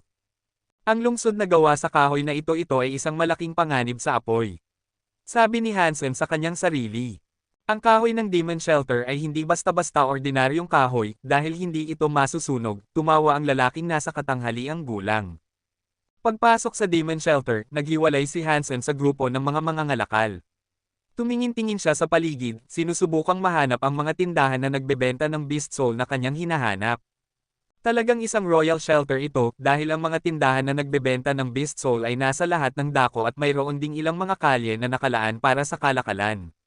Ang iba pang mga tindahan ay nag-aalok pa ng isa o dalawang Sacred Blood Beast Soul bilang isang premium na produkto upang samahan ang kanilang pangunahing paninda. Apat na tindahan lang ang tiningnan ni Hansen bago siya nakahanap ng isang Sacred Blood Beast Soul. Sa kasamaang palad para sa kanya, ito ay isang Great Sword na hindi angkop para sa kanyang dual skill. Ganito dapat ang isang silungan ng tao, bumantong hininga si Hansen, iniisip na maswerte ang kanyang ina. Nang pumasok siya sa ikalawang silungan, dinala siya sa isang royal shelter na pinapatakbo ng mga tao, hindi tulad ni Hansen. Ang mga presyo ng Beast Soul ay medyo patas, at hindi gaanong naiiba sa mga nasa unang silungan. Ang mga Sacred Blood Beast Soul ay mas mahal ng 50% hanggang 100%, at iyon ay nagbigay ng mga kaaya-ayang presyo rin. Upang mahanap ang uri ng Beast Soul Sword na kanyang hinahanap, sinigurado ni Hansen na tiningnan niya ang mga alok ng bawat Beast Soul shop na kanyang makapasukan. Sa huli, nakarating siya sa isang tindahan na tinatawag na Precious Beasts, at natagpuan niya na mayroon itong espada na agad niyang nagustuhan. Sa kasamaang palad, hindi ito isang tamang produkto, kaya't ipinakita ng may-ari ng tindahan kay Hansen ang isang Beast Soul booklet. Ito ay isang may kulay na ibinigay ng alyansa. Maraming impormasyon tungkol sa espada na kanyang hinahanap, at ang booklet ay naglalarawan pa ng halimaw na nagbuhos nito. Ito ay isang purple copper ancient sword, at ang katawan nito ay pula at lila. Mukhang medyo maislan ito, at ang talim ay inukit ng maraming mahiwagang ukit. Maganda ito, walang nakakatakot sa hitsura nito. Ang buong espada ay mga 4 na talampakan ang haba. Ang espada ay mas mahaba kaysa sa espada ng Beast Soul ng hari ng mga ahas na may pilak na mata, at bahagyang mas malawak din. Halos magkasalungat ang kanilang mga hitsura dahil ang Purple Copper Ancient Sword ay mukhang matuwid kumpara sa mukhang masama na espada ng hari ng mga ahas. Pag-iisip sa lahat ng bagay tungkol sa hitsura nito, itinuring ni Hansen na angkop ito para sa kanyang dual skill. Ito ay isang kasanayan na nangangailangan ng 2 tao upang maisigawa, ngunit binago at hinubog ni Hansen ito sa isang kasanayan na magagamit niya ng mag-isa. Ito ay perpekto para sa kanyang kanang kamay, habang ang isa naman ay perpekto para sa kanyang kaliwa. Ang pagsasama ng matuwid at masama ay magpapalaki sa kahusayan ng dual sword skill. Sinabi sa booklet na ang Purple Copper Ancient Sword ay nagmula sa isang mascot beast. Ang hitsura nito ay hindi naiiba sa isang leon na may tanso na balahibo, na natatakpan ng mga lila na kaliskis. Ang mukha nito ay puno ng tanda at misteryo, at ang formal na pangalan nito ay Ancient Mascot Beast. Boss, magkano ang ibinebenta mo sa Ancient Sword Beast Soul na ito? Tinuro ni Hansen ang mascot beast sa booklet. Paumanhin, ngunit ito ay isang premium na produkto ng tindahan. Para dito, maaari lamang kaming makipagpalitan. Ang may-ari ay may malambot na boses, ngunit ang pahiwatig ng pagmamayabang ay nagpaswit sa kanyang mga salita. Ang Ancient Sword Beast Soul ay nagkaroon ng maraming potensyal na mamimili, ngunit hindi kailanman nakatanggap ang may-ari ng isang kasiya siyang alok. Pinaniniwalaan na sinadya ng may-ari na tanggihan ang bawat alok upang iwanan ang Purple Copper Ancient Sword doon sa tindahan upang makaakit ng mga potensyal na customer. Kahit na nakaliligaw ito, gumana ito, at nagsiksikan ang mga customer sa tindahan dahil sa nakita nilang espada, na ginawa itong maihahambing sa ilang mas malalaking tindahan sa silungan. Kaya't itinuring ng may-ari ang Beast Soul ng mascot bilang isang lucky charm at hindi niya gustong ibenta ito. Ano ang kailangan upang makipagpalitan nito sa iyo? Sinabi ng may-ari na gusto niyang makipagpalitan ng isang Beast Soul para sa isang Beast Soul, na tumugma sa inisyal na ideya ni Hansen. Pagkatapos ay kumunat ang noo ng may-ari at tumingin kay Hansen, na sinasabi, para sa aking espada, tatanggapin ko lang ang isang Berserk Sacred Blood Beast Soul bilang kapalit. At kailangan din itong maging isang Sword-type Beast Soul. Paano naman ang ibang uri ng Berserk Sacred Blood Beast Soul? Nakatitig ang mga mata ni Hansen sa may-ari ng may pagtataka. Hindi. Agad na tinanggihan ng may-ari ang counter-offer. Naunawaan ni Hansen na wala talagang balak magbenta ang may-ari ng espada. Kung mayroon talagang nagtataglay ng isang Berserk Sacred Blood Beast Soul Sword, sino sa kanilang tamang pag-iisip ang magpapalit nito para sa isang ordinaryong Sacred Blood Beast Soul Sword? Ang ganitong transaksyon ay hindi patas. Naisip ni Hansen na nakakahiya na wala talagang balak magbenta ang may-ari ng espada, ngunit hindi siya madaling sumuko. Ginawa niya ang kanyang makakaya upang kumbansihin ang may-ari na sinasabi, gusto kong palitan ang aking Berserk Sacred Blood Beast Soul sa iyo, ngunit wala akong isa na may anyo ng isang espada. Maaari mo bang isipin ito kahit papaano? Paumanhin, ngunit ang espadang ito ay dapat palitan ng isang Berserk Beast Sword. Nagbigay ng isang mapanuksong ngiti ang may-ari. Ngunit naisip ng may-ari na alam ni Hansen na hindi niya ito gustong ibenta, kaya sinabi niya iyon. Sino ba naman ang magiging tanga upang gumawa ng ganoong palitan pagkatapos ng lahat? Pero marahil dahil hindi gaanong sikat ang Berserk Sacred Blood Beast Soul ni Hansen kaya ba siya handang ipalit ito sa espada? Kapatid, sinasabi mo bang gusto mong ipalit ang isang Berserk Sacred Blood Beast Soul para sa espadang ito? Isang mausisang lalaki ang nakarinig sa alok ni Hansen. Oo, pero ayaw ng may-ari na makipagpalitan. Sabi ni Hansen na may pagbuntong hininga ng kawalan ng pag-asa. Anong klaseng Berserk Sacred Blood Beast Soul ang pinag-uusapan natin dito? Kung angkop ito, mayroon akong Sacred Blood Beast Soul, sabi ng lalaki. Isa ba itong Sacred Blood Beast Soul Sword? Isang espada ang kailangan ko, sabi ni Hansen. Oo, mabilis na sagot ng lalaki. Pagkatapos ay tinawag niya ang isang espadang bakal na mukhang yelo. Sa kasamaang palad para kay Hansen, ito ay isang great sword. Malawak ang katawan nito at ang haba nito ay lumampas sa 5 talampakan. Hindi ito ang uri na hinahanap ni Hansen. Ano ang iyong beast soul? Ilabas mo ito at tingnan ko, mungkahi ng lalaki. Kinunot ni Hansen ang kanyang mga mata. Kahit na hindi niya plano na makipagpalitan ng great sword, tinawag pa rin niya ang Inferno Bull na nagpapasok sa kanyang katawan. Nag-transform si Hansen sa isang itim na toro na may malalaking pakpak at malalaking sungay na nakalabas sa kanyang ulo. Ang bibig ng lalaki at ng may-ari ay parehong nakanganga. O aking mga araw, isang Berserk Sacred Blood Transfigured Beast Soul na lumilipad. Talaga bang gusto mong ipalit ang napakagandang bagay na ito para sa isang espada? Sabi ng lalaki na malapad ang kanyang mga mata. Oo, iyon ang aking hangarin. Inalis ni Hansen ang Beast Soul at bumalik sa kanyang tunay na anyo.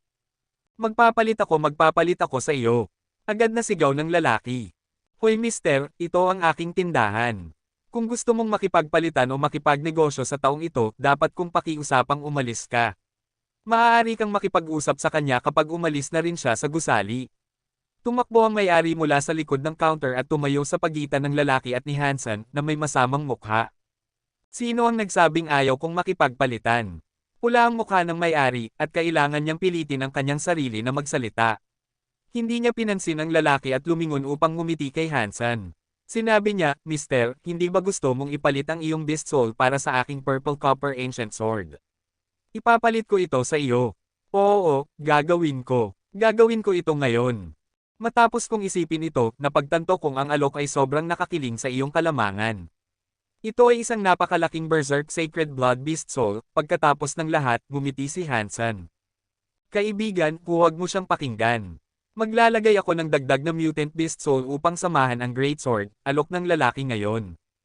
Kabanata 567.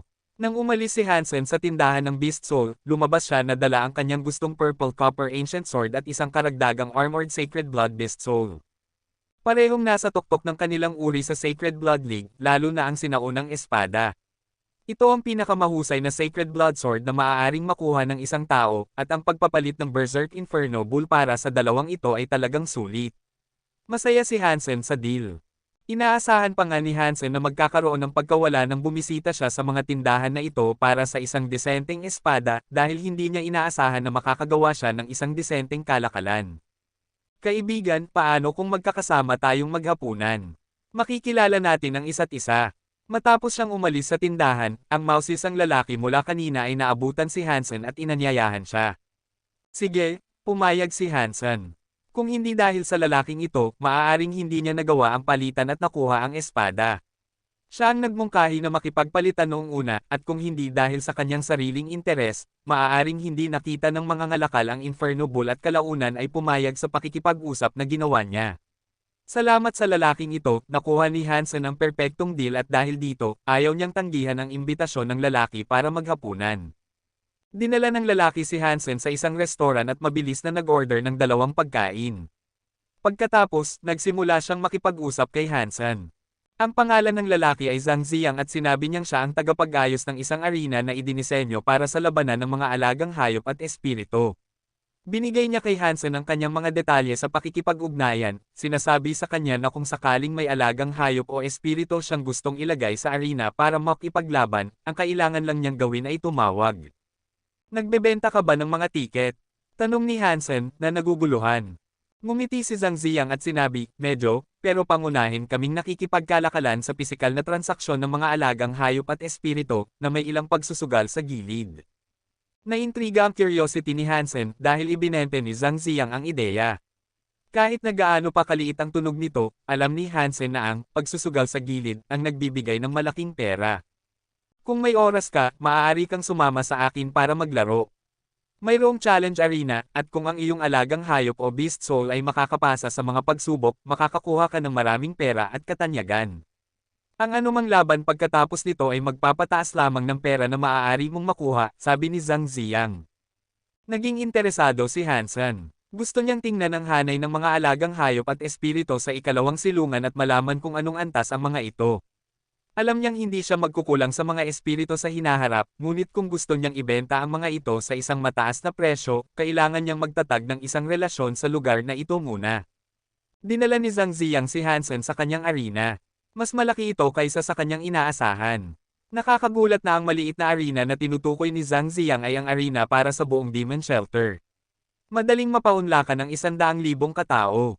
Ang arena ay nahahati sa ilang magkakaibang battleground na ang bawat isa ay naghohost ng isang bilang ng mga iba't ibang alagang hayop at espiritu na nakikipaglaban.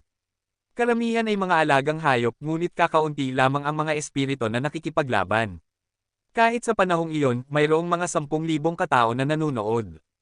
Pagkatapos ay nakita ni Hansen si Son of Heaven na nakaupo sa mga rafters. Mayroong ilang magagandang babae sa paligid niya na nanunood sa pinakamalaking battleground ng arena sa gitna. Sa loob, nakikipaglaban ang mga espiritu. Ang mga espiritong ito ang tanging mga espiritu na nakikipaglaban sa arena, ang iba ay mga alagang hayop lamang. Tumingin si Hansen at napansin na parehong lalaki ang dalawang espiritu. Ang isa ay isang higanteng Cyclops, ang isa naman ay isang mandirigma na nakasuot ng mabibigat na sandata. Kahanga-hanga ang kanilang hitsura, ngunit mga night class spirit lamang sila. Bakit mga night class spirit lang ang nakikipaglaban? Wala bang mga royal spirit? Casual na tanong ni Hansen. Nagbibiro ka ba? Hindi madaling makuha ang mga espiritu.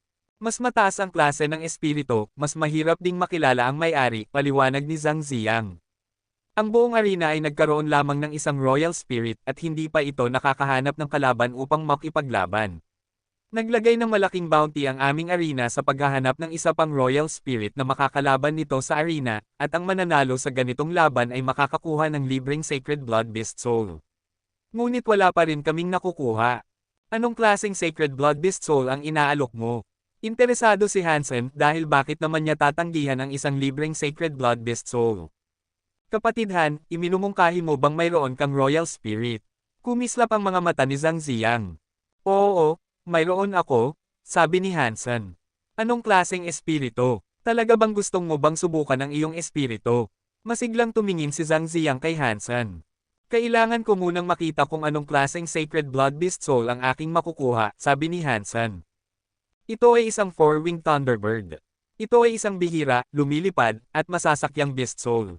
Nang marinig ito, mabilis na kinuha ni Hansen ang kanyang beast soul booklet upang tingnan kung ano talaga ito. Kapatid Han, maaari ko bang tingnan muna ang iyong royal spirit? Masiglang hinihimas ni Zhang Ziang ang kanyang mga kamay habang nagtatanong. Siyempre, pagkatapos ay tinawag ni Hansen si Snow Charmer. Tumingin si Zhang Ziang kay Snow Charmer at halos lumabas ang kanyang mga mata habang sumisigaw siya, isang royal female spirit. Kumunat ang noo ni Hansen. Mabuti na lang, nasa isang pribadong silid sila. Kung hindi, ang nakakairitang sigaw ni Zhang Ziang ay makakakuha ng atensyon ng lahat. Kapatid Han, alam ko mula sa ating unang pagkikita na ikaw ay isang napak-espesyal na tao. Hindi ako makapaniwala na mayroon kang ganitong kagandang royal female spirit sa iyong pag-aari. Napakabihira nito, ibebenta mo ba ito? Halos tumalon sa tuwa si Zhang Ziang, ang kanyang mga mata ay hindi umaalis kay Snow Charmer kahit isang segundo. Parang na-freeze ang kanyang tingin dito. Hindi kailanman naisip ni Hansen na ang mga espiritu ay angkop para sa kalakalan dahil napakatalino nila. Para sa kanya, hindi ito magiging mas mahusay kaysa sa human trafficking. Hindi rin kulang sa pera si Hansen, kaya walang dahilan para ibenta niya ito. Mukhang nadismaya si Zhang Ziyang, ngunit masaya pa rin niyang inayos ang hamon ni Snow Charmer nang may malaking excitement. Di nagtagal matapos ang laban ng dalawang iba pang mga espirito, pinukaw ng host ang excitement sa pamamagitan ng pagsasabi, ang aming Demon Arena ay nag-iinit dahil handa na kaming mag-host ng isang labanan sa pagitan ng dalawang Royal Spirit. Matagal na naming inaasahan ito, ngunit sa wakas ay nakatanggap ng kalaban ng aming Royal Spirit Demon. Mula sa mga audience, mabilis na nag-ingay at nag-usap ang mga tao. May isa pang Royal Spirit na talagang nagpakita. Totoo ba? Isa pa, nagtataka ako kung anong klaseng espiritu ito, sana ay isang magandang babae. Grabe, ang galing nun. Tingnan mo ang listahan ng mga challenger. Nakalista doon bilang Snow Charmer. Parang babae iyon sa akin. Hindi ko alam kung ano ang eksaktong hitsura niya, pero hindi parang isa pang pangit na Cyclops. Tama, sa pagdinig lang ng pangalan, alam kong maganda ang royal female na ito. Tumaya na kayo mga tao, sino sa tingin ninyo ang mananalo? Siyempre ang demonyo, sa pagdinig lang ng pangalan, masasabi mo kung sino sa kanila ang pinakamalakas. Kuwait, matapos marinig ni Son of Heaven, na nakaupo sa mga rafters, ang pananalita ng host, kakaiba ang kanyang mga mata.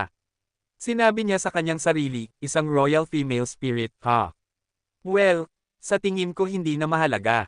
Imposible para dito na talunin ang aking demonyo. Ang demon spirit ay pag-aari ni Son of Heaven. Ang buong demon arena ay pag-aari rin ni Son of Heaven.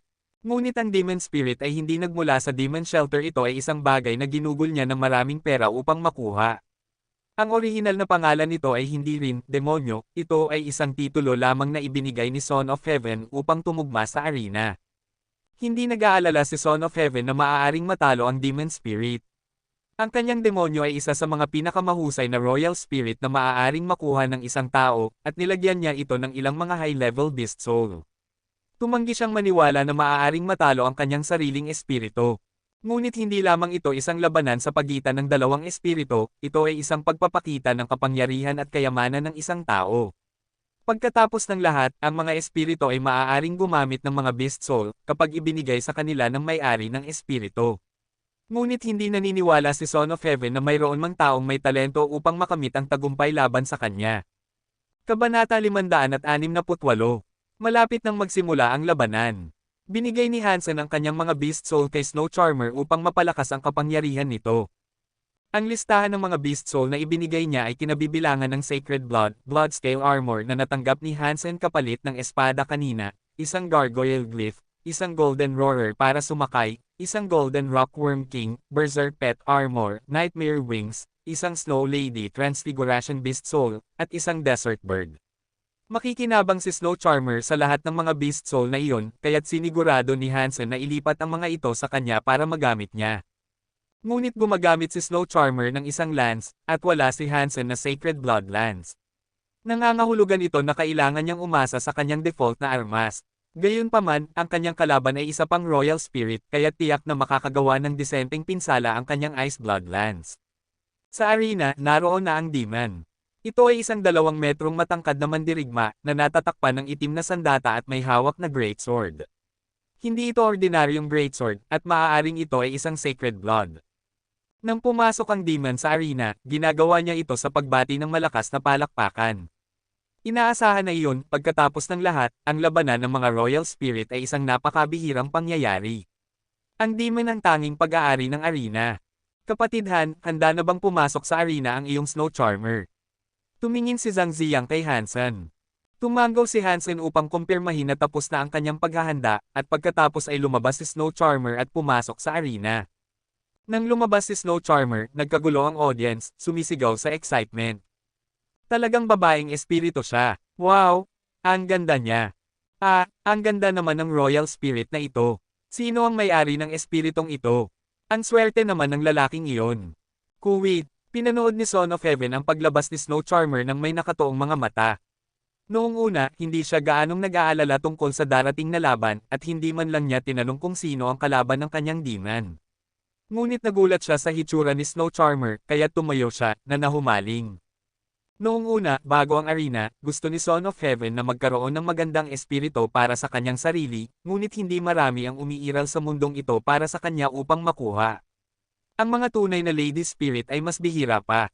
Ang hitsura ng kanyang challenger ay nakakaakit upang makita, at malapad ang kanyang mga mata sa paghanga. Nagsimula ang laban. Hawak ang kanyang greatsword ng mataas, sumigaw ang demon at sumugod patungo kay Snow Charmer.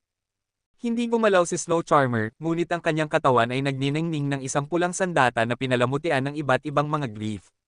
Ang nagyayelong tungkod na hawak niya sa kanyang mga kamay ay naging Ice Blood Lance na gagamitin niya sa labanan. Pagkatapos, isang gintong liwanag ang lumutang sa pagitan ng kanyang mga binti at mula rito, ang tila isang gintong hayop ay nabuo at itinaas si Snow Charmer sa kanyang likod. Naging isang lancer ng eleganteng kapahamakan siya. Dong! Sumakay si Snow Charmer sa Golden Roarer ng may kagandahan, at ang kanilang perpektong synergy ay nagparamdam na parang iisa sila. Ang bilis ng pagsakay niya patungo sa demon ay nagbigay daan sa Raging Impact. Tumusok ang Ice Blood Lance sa demon at hinampes ng greatsword ng demon si Snow Charmer. Umatras ng ilang hakbang ang demon, ngunit sa kabutihang palad para dito, hindi natusok ang sandata. Ang paghampas na natanggap ni Snow Charmer ay patas, ngunit sa ilalim ng proteksyon na ibinigay sa kanya ng Raging Impact, hindi siya nasaktan.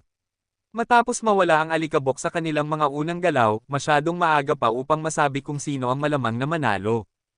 Kumislap ang mga mata ni Son of Heaven ng may tiyak na apoy. Masyadong maaga pa para sa kanya na mag-level up at makapasok sa ikalawang silungan, kaya't hindi pa niya nakikita ang isang Golden Roarer at hindi siya pamilyar sa mga talento at kakayahan nito. Nagulat si Son of Heaven nang makita ang mga kagamitan na dala ni Snow Charmer. Alam niyang hindi ordinaryong tao ang may-ari ng Royal Spirit na iyon. Tawagan ninyo si Zhang Ziang. Inutusan ni Son of Heaven ang mga taong nasa tabi niya na hanapin si Zhang Ziang upang tanungin kung sino ang may-ari ni Snow Charmer. Gusto rin niyang malaman kung may pagkakataon ba siyang makipagtawaran para makuha ito. Mabilis na lumitaw si Zhang Ziang sa harap ni Son of Heaven at magalang na sinabi, "Boss, mayroon ka bang kailangan?" "Sino ang may-ari ng Snow Charmer na iyon?" tanong ni Son of Heaven. Mabilis na sumagot si Zhang Ziang, isang binata ang pangalan ay Han. Malamang na dumating siya dito mula sa ibang silungan. Isang tahimik na tao, kaya't hindi ako nakakuha ng maraming impormasyon tungkol sa kanya. Han. Hindi napigilan ni Son of Heaven na kumunat ang noo dahil ang apelyidong iyon ay nagbalik ng maraming hindi kanais-nais na alaala. Ipinag-alala siya ng isang taong labis niyang kinasusuklaman. Ngunit iwinaksi ni Son of Heaven ito, naniniwalang ang pangalan ay isang pagkakataon at tiyak na hindi pag-aari ni Han Senador na dating kilala niya ang Snow Charmer. Ang taong iyon ay isang late arrival sa ikalawang silungan, at wala pa siya roon ng isang taon. Imposible para sa kanya na makakuha ng mga espiritu at beast soul sa loob ng panahong iyon. Hintayin mong matapos ang labanan. Pagkatapos ay dalhin mo siya sa akin. Ibinigay ni Son of Heaven ang utos na ito kay Zhang Ziang at hindi na nagsalita pa. Kahit nakamangha-mangha ang pagganap ni Snow Charmer, at medyo kapansin-pansin ang mga beast soul na pag-aari nito, naniniwala pa rin si Son of Heaven na hindi ito makakatalo sa kanyang demon. Tahimik siyang nanunood. Ang mga pagbangga ng dalawang espiritu ay nagpulala sa audience sa isang kaguluhan ng excitement. Ang pagbangga ng lance laban sa espada, ang pagpapalitan ng mga suntok sa pagitan ng isang magandang babae at isang mandirigma, at ang pagsama ng isang nakakatakot na mount ay nagpalakas ng sigasig ng karamihan sa pinakamataas na antas. Mas maganda ang laban ng mga Royal Spirit. Kung iisipin ko ito, ang mga laban sa pagitan ng mga Night Class Spirit ay nakakainis. Siyempre ang galing nito. Tingnan mo lang ang mga beast soul na ginagamit nila, mga sacred blood. Gusto ko talaga ng Royal Spirit. Kung akin lang si Snow Charmer, magiging isang panaginip iyon. Tigilan mo na ang pangangarap. Imposible para sa isang ordinaryong tao na tulad mo o ako na makuha ang isang silungan. Kahit na makuha mo ito, malamang na hindi ka papansinin ng mga espiritu. Ang pagkakataon na mapaamo ang isang Royal Spirit ay 10,000 sa 1. Mas madali pang manalo ka sa loterya. Kuwait, demon, oras na para ipakita mo ang iyong tunay na lakas. Naobserbahan ni Son of Heaven na ang mood ng kanyang audience ay sobrang init. Isang nakakatakot na ngiti ang lumabas sa kanyang mga labi. Bigla, tumalon ang demon palabas ng battleground at sumigaw habang nagliliwanag ang isang ilaw mula sa mga pagitan sa kanyang sandata. Mabilis na nag-transform ang katawan sa isang itim na unggoy na gawa sa metal. Isang Sacred Blood Black Steel 8. Hindi ko alam na may Sacred Blood Transfiguration Beast Soul ang demon. May nakakilala sa Transfiguration Beast Soul ng demon at sumigaw ng malakas sa tumataas na excitement. Ngunit hindi ito ang hangganan ng mga kakayahan nito. Itinuro ng demon ang kanyang greatsword at tinawag ang isang dilaw na leon na may sungay sa ulo nito. Matapos lumitaw ang leon, sumigaw ito sa langit ng may takot. Isang sacred blood pet golden horn lion. Hindi patas iyon. Paano makakatalo si Snow Charmer doon? Dalawa laban sa isa, at isang sacred blood pet pa. Tiyak na hindi na makakakuha ng tagumpay si Snow Charmer ngayon. Masyado siyang mayaman. Sobrang dami ng pera niya. Isang royal spirit lang ito, ngunit nilagyan ng napakaraming beast soul. Wala tayong magagawa. Hindi gaanong marami ang mga espiritu. Lahat ay nasa isang mainit na debate tungkol sa pinakabagong pangyayari, at si Son of Heaven ay naliligo sa mga papuri. Wala siyang ibang gustong gawin kundi durugin ang mga sumasalungat sa kanya. Ngunit bago pa man makapagsisimula ang demon sa pag-atake, gumawa ng galaw si Snow Charmer. Nagsimula ng magningning ang kanyang katawan, at isang napakagandang Snow Lady Transfiguration Beast Soul ang lumitaw upang pagsamahin sa Snow Charmer. Mula rito, naging puti ang buhok ni Snow Charmer, kumislap ang kanyang mga mata ng pilak, at ang kanyang katawan ay nalunod sa isang nakakagat na hamog na nagyelo. Isang humanoid transfiguration beast soul. Halos mukhang tao na siya ngayon. Sacred blood ba ang transfiguration ni Snow Charmer? Habang nagugulat ang lahat, itinaas ni Snow Charmer ang kanyang lance. Isang pulang sandata na hayop na may 4 na pakpak ang lumitaw pagkatapos. Lumapit ito sa Golden Horn Lion. Nagbanggaan ang dalawang hayop, walang nakapang-ibabaw sa isa't isa na nagresulta sa isang patayan na nag-alog sa audience hanggang sa kanilang mga kaluluwa. Walang sino man ang inaasahan na ang may-ari ni Snow Charmer ay ganoon kay Aman, halos kasing yaman ng may-ari ng demon mismo. Nang makita ni Son of Heaven ang nangyayari, nagulat din siya. Normal na ang paggamit ng Armored Beast Soul upang itaas ang isang Sacred Blood Pet, ngunit hindi iyon ang magagawa ng mga ordinaryong elite.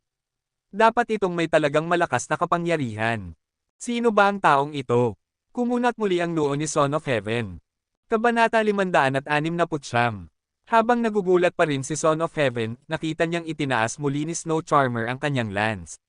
Isang nagninangas na ibon ng apoy ang lumipad sa kalangitan, na parang isang phoenix, na nag-uulan ng apoy sa buong battleground. Isang aura-type beast soul. Paano naman iyon gumagana? Malungkot ang hitsura ni Son of Heaven. Ang isang aura-type beast soul ay gumagamit ng mga area of effect na diskarte na pinakamahusay na idinisenyo upang labanan ang mga grupo ng kalaban. Ito ay isang bagay na hinahanap ng maraming partido at silungan. Hindi siya makapaniwala sa nakita niyang paggamit ng aura-type beast soul ng isang royal spirit. Mas masahol pa, ang radius ng pag-atake ay tila malaki, na maaaring magmungkahi na ito ay isang sacred blood aura-type beast soul. Nawala ang kulay sa kanyang mukha. Gayunpaman, mali ang pagtatasa ni Son of Heaven. Ang saklaw ng aura ng Desert Bird ay hindi naiiba sa Sacred Blood Beast Soul ng ikalawang silungan, ang pagkakaiba sa pagitan ng dalawa ay nasa kapangyarihan. Gayunpaman, ito ay isang nakakatakot na pag-atake at ang kahusayan nito ay kapansin-pansin pa rin. Ang demon ay ganap na napigilan ng pag-atake, at kahit anong beast soul ang mayroon ito o sa anong kalidad, hindi nito kayang talunin ang bomba ni Snow Charmer. Parehong royal spirit sila, ngunit hindi makakatalo ang demon sa kanya. Kahit na wala ang Desert Bird, ang Double Berserk Armor at Glyph ay magiging masyadong malakas para masira ng demon. Hindi pinansin ni Snow Charmer ang walang kabuluhang mga pag-atake ng demon at pinalitan ang mga ito ng isang malaking suntok sa mahina na punto ng kanyang kalaban. Bilang reaksyon sa critical hit, nahulog ang demon patalikod, sumisigaw sa sakit. Masyadong malakas. Ang galing. Kung mayroon akong mga beast soul na iyon, magiging ganito rin ako kalakas. Hindi na ito arena, ito ay isang pagpapakita ng kayamanan ng isang tao. Oo, ang may-ari ni Snow Charmer ay sobrang yaman. Baka hindi ko alam kung sino ang taong iyon, pero hindi ko akalain na mas masama pa siya kaysa kay Son of Heaven. Parang dalawang diwata ang naglalaban dahil wala itong kinalaman sa atin. Kuwait, hindi napigilan ni Son of Heaven ang kanyang mukha na mag-iba at mag-iba habang pinapanood niya ang labanan. Pagkalipas ng ilang sandali, inutusan niya ang kanyang demon na sumuko. Kinikilala ang tagumpay ng kanyang kalaban, nakaramdam siya ng matinding depresyon. Kung papatayin niya ang demon, mawawala ang lahat ng kanyang sacred blood beast soul. Kahit na ang isang tao tulad ni Son of Heaven ay hindi kayang magtiis ng ganoong malaking pagkawala sa pananalapi. Dalhin mo siya sa akin. Gusto kong makita kung sino ang taong ito. Kinagat ni Son of Heaven ang kanyang ngipin. Mula sa nangyari lang, nakaramdam siya ng kahihiyan. Mabilis na hinanap ni Zhang Ziyang si Hansen at nang makita niya ito, sinabi niya, Mr. Han, gusto kang makita ng boss. Hindi na naglakas loob si Zhang Ziyang na tawaging, kapatid, si Hansen. Ang pagganap ni Snow Charmer ay talagang nag-alog sa kanya. Alam niyang si Hansen ay isang hindi pangkaraniwang tao at hindi maaaring mas mababa ang katayuan kaysa kay Son of Heaven mismo. Naramdaman niya ngayon ang pangangailangan na tawagin siya ng mas angkop. Son of Heaven. Tumingin si Hansen kay Zhang Ziyang at tahimik na nagtanong. Oo, sagot ni Zhang Ziyang. Pagkatapos ay casual na sinabi ni Hansen, kung gusto niyang makita ako, sabihin mo sa kanya na bumaba siya at salubungin ako. Wala akong oras o interes na umakyat doon. Pero, Mr. Han, pakiusap, maghintay ka lang dito sandali. Si Zhang Ziyang, na nakatanggap ng kanyang pahintulot para sa isang pakikipagkita sa kanya, ay tumakbo upang ipaalam kay Son of Heaven. Sige, pupunta ako at titingnan kung sino ka. Matapos marinig ni Son of Heaven ang kanyang sinabi. Pinigilan niya ang galit na nararamdaman niya sa kanyang puso at sumunod kay Zhang Ziyang pabalik sa silid ni Hansen. Sa sandaling itinulak niya ang pinto at nakita si Hansen, tumigas siya na parang naghihirap sa petrification. Tumayo lang siya sa may pinto at hindi gumalaw. Hindi siya makapaniwala na ang may-ari ni Snow Charmer ay si Hansen. Hindi siya makapaniwala na si Hansen, na bagong nakapasok lang sa ikalawang silungan, ay nakaipon na ng ganoong kayamanan. Paano nangyari ito? Ang mukha ni Son of Heaven ay pinaghalong magkakasalungat na emosyon. Nakatayo si Zhang Ziyang sa likod ni Son of Heaven, nakatingin sa kanya ng may pagkagulat. Sanay na siyang makita si Son of Heaven na mayabang at nakakatakot, ngunit ito ang unang pagkakataon na nakita niya itong nagpakita ng pagpipigil. Hindi ba siya naglakas loob na tuluyang pumasok? Diyos ko, ano ba ang nangyari? Sino ba ang lalaking iyon na nagngangalanghan? Mukhang natakot niya mismo si Son of Heaven. Isip ni Zhang Ziyang, nakatingin sa mukha ni Son of Heaven ngunit hindi siya naiintindihan. Hindi natatakot si Son of Heaven kay Hansen, ang totoo lang ay iniiwasan ng pamilya Ning si Han Jing at naglabas sila ng utos na nagsasabing walang miyembro ng pamilya Ning ang maaaring makipag-ugnayan o makipagtalo kay Hansen. Kaya, nang makita ni Son of Heaven si Hansen, nagulat siya at hindi alam ang gagawin. Hindi siya naglakas loob na paalisin si Hansen, ngunit alam niyang hindi rin sila maaaring maging magkaibigan. Hindi ba gusto mong makita ako? Bakit ka nakatayo dyan, hindi ka ba magsasalita? Tumingin si Hansen kay Son of Heaven nang may nakakatuwang pagkalito. Ikaw, bakit ka pumunta dito? Hindi sigurado si Son of Heaven kung ano ang sasabihin. Hindi pa siya yumuko sa sinuman kailanman, at hindi siya sanay na magpakita ng pagpapakumbaba o kagandahang asal. Ang isang hindi inaasahang pagkikita tulad nito ay nagpalito kay Son of Heaven, at hindi ito tumugma sa paraan ng kanyang pagpapakita sa iba. Narinig kong may Sacred Blood Beast Soul na nakalaan dito sa arena, kaya pumunta ako upang kunin ito. Maaari ko bang makuha ang Four-Winged Thunderbird ngayon? Ngumiti ng mapanukso si Hansen habang nagsasalita. Tumalo ng mga kilay ni Son of Heaven habang nakatingin siya kay Hansen, at pagkatapos ay walang emosyong sinabi, Zhang Ziyang, bigyan mo siya ng Four-Winged Thunderbird. Hindi pa kailanman nakita ni Zhang Ziyang na kumilos si Son of Heaven ng ganito dati. Nagulat siya, ngunit tumanggo siya at pagkatapos ay kinuha at ibinigay ang Four-Winged Thunderbird sa bagong, karapat-dapat na may-ari nito. Ah, narito na pala. Well, nakuha ko na ang aking hinahanap. Dapat na akong umalis na ngayon, baka magkita pa tayo. Kinuha ni Hansen ang Beast Soul at naghahanda ng umalis. Ang mukha ni Son of Heaven ay mukhang nakakatakot, at gumalaw ang kanyang mga labi na parang may sasabihin, ngunit tumigil siya. Agad na umalis si Hansen sa Demon Shelter. Ang mga silungan ng tao ay mahusay na binuo sa paligid dito, ngunit mas mahirap pumatay ng mga nilalang dito kaysa sa mga patlang ng yelo. Masyadong maraming tao. Kung hindi ka umaatake sa isang spirit shelter, malamang na makikipagkompetensya ka sa iba para sa mga patay na nilalang sa lugar. Mas maraming mapagkukunan ng isang lugar, mas maraming tao ang aakit. Hindi ito maiiwasan, talaga. Pagbalik sa Crystal Palace, nag-teleport si Hansen sa alyansa. Ngayong nakuha na niya ang dalawang espada, kailangan lang niyang perpektuhin ang dual blade skill mismo. Kapag tapos na iyon, maaari na niyang harapin ang spirit shelter na kanyang gusto. Pagbalik sa alyansa, patuloy siyang nagsasanay sa dual sword skill araw-araw. Nagsanay siya ng nagsanay upang matiyak na mamaster niya ito. Dahil hindi magagamit ang mga Beast Soul sa Skynet, nagsanay lang si Hansen sa training room.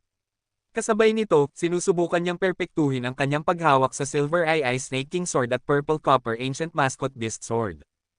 Hindi gaanong nasisiyahan si Annie na si Hansen ang palaging nasa tanging high-class training room dahil iyon lang ang silid na may artificial gravity. Para magkaroon ng gravity support, kailangan mong pumunta sa gravity chamber. Ngunit ang mga bagay na magagawa mo sa mga ganitong silid ay medyo limitado, at masyadong mahigpit ang mga lugar na iyon upang makapagsanay ng malaya. Dahil dito, medyo nagagalit si Annie. Nang dumating si Annie sa araw na iyon, nakita niyang ginagamit pa rin ang high-class training room. Kinagat niya ang kanyang labi at pumunta sa control room. Gusto niyang tingnan kung ano ang ginagawa ni Hansen doon. Kung nagsasanay siya doon, hahayaan niya ito, ngunit kung hindi, determinado siyang paalisin ito. Bilang isang bantay ni Jianran, malaki ang awtoridad ni Annie. Mabilis niyang nakuha ang tape ng footage mula sa training room at tiningnan ito. Nagsasanay ng sword skill. Nakita ni Annie si Hansen sa video na nagsasanay gamit ang dalawang Beast Soul Sword. Kabanata 570. Pinanood ni Annie ang video ng ilang sandali, at nagbago ang kanyang kilos. Wala siyang pakialam sa kanyang kapangyarihan o bilis, ngunit nagulat siya nang obserbahan ang kanyang mga kasanayan. Napansin niya na ang kaliwang kamay ni Hansen ay may hawak na manipis na pilak na espada. Ang estilo ay medyo maluwag, at ang bawat paghiwa ay parang isang nakal-alasong ahas na tumatalon palabas ng isang yungib upang sumugod. Ang kanyang braso ay umiikot mula sa iba't ibang anggulo, at imposible hulaan kung saan siya susunod na patusok o maghiwa. Sa kanyang kanang kamay, may hawak siyang lila at tansul na espada, at ang estilo ay napakalibre at malawak. Ang kapangyarihan ng bawat pagswing ay nagdadala ng lakas ng isang bundok. Ang ritmo at tempo ng bawat sword skill ay magkaiba, at hindi sila nagtutugma. Kung nakita ni Annie na ginagawa ang dalawang kasanayang ito ng magkahiwalay, hindi niya ito gaanong mapapansin. Ang katotohanan ginagawa niya ang mga ito ng sabay, ng iisang tao, ang nagpapahanga sa kanya. Ang bawat kamay ay umiikot at kumaway ng may iba't ibang tempo at ritmo, at mahirap paniwalaan na mayroong taong makakapagamit ng dalawang kamay ng napakahusay. Parang dalawang tao ang gumagamit ng espada ngunit nasa iisang tao lamang. Mas lalo pang nagulat si Annie habang patuloy siyang nanunood. Hindi ito isang ordinaryong dual blade sword skill, tiyak na hindi. Dapat itong ibang bagay, isang bagay na gumagamit ng dalawang kamay upang gumawa ng mga bagay ng magkahiwalay. Ilang evolver lang sa alyansa ang makakagawa ng ganito. Hindi lang talento ang kailangan upang gawin ang ganitong bagay dahil kailangan mo ng maraming focus upang kontrolin ang dalawang kamay ng magkahiwalay. Kung kulang ka nito, mabilis kang malilito at mawawala ang lahat ng anyo ng kasanayan. May ilang mga surpasser na umunlad sa isang paraan na nagbigay sa kanila ng dalawang personalidad, kaya't makontrol nila ang bawat kamay ng nakapag-iisa at makapag-cast ng dalawang sword skill ng sabay. Ngunit sa gitna ng mga evolver, napakabihira ng ganoong bagay. Gusto talagang malaman ni Annie kung kaya ba niyang gamitin ang isang dual blade skill na tulad nito sa isang tunay na laban. Nakakatakot ang pagharap sa isang taong kaya. Matapos mag-isip ng ilang sandali, umalis si Annie sa control room at nagtungo sa training room ni Hansen. Sa loob ng training room, si Hansen ay masiglang nagsasanay gamit ang kanyang dual skill. Wala si Hansen ng dalawang personalidad, at ang pagkontrol sa dalawang isip ay nangangailangan ng maraming focus na mas magagamit sa ibang lugar. Nangangahulugan ito na ang lakas ng loob ni Hansen ay mas malakas kaysa sa sinuman. Kung hindi, ang paggamit ng dual sword skill na tulad nito ay maghahati sa kanyang personalidad. Bigla, bumukas ang pinto ng training room. Isang anino ang sumugod papasok na may hawak na espada sa kamay nito at mabilis na lumapit kay Hansen.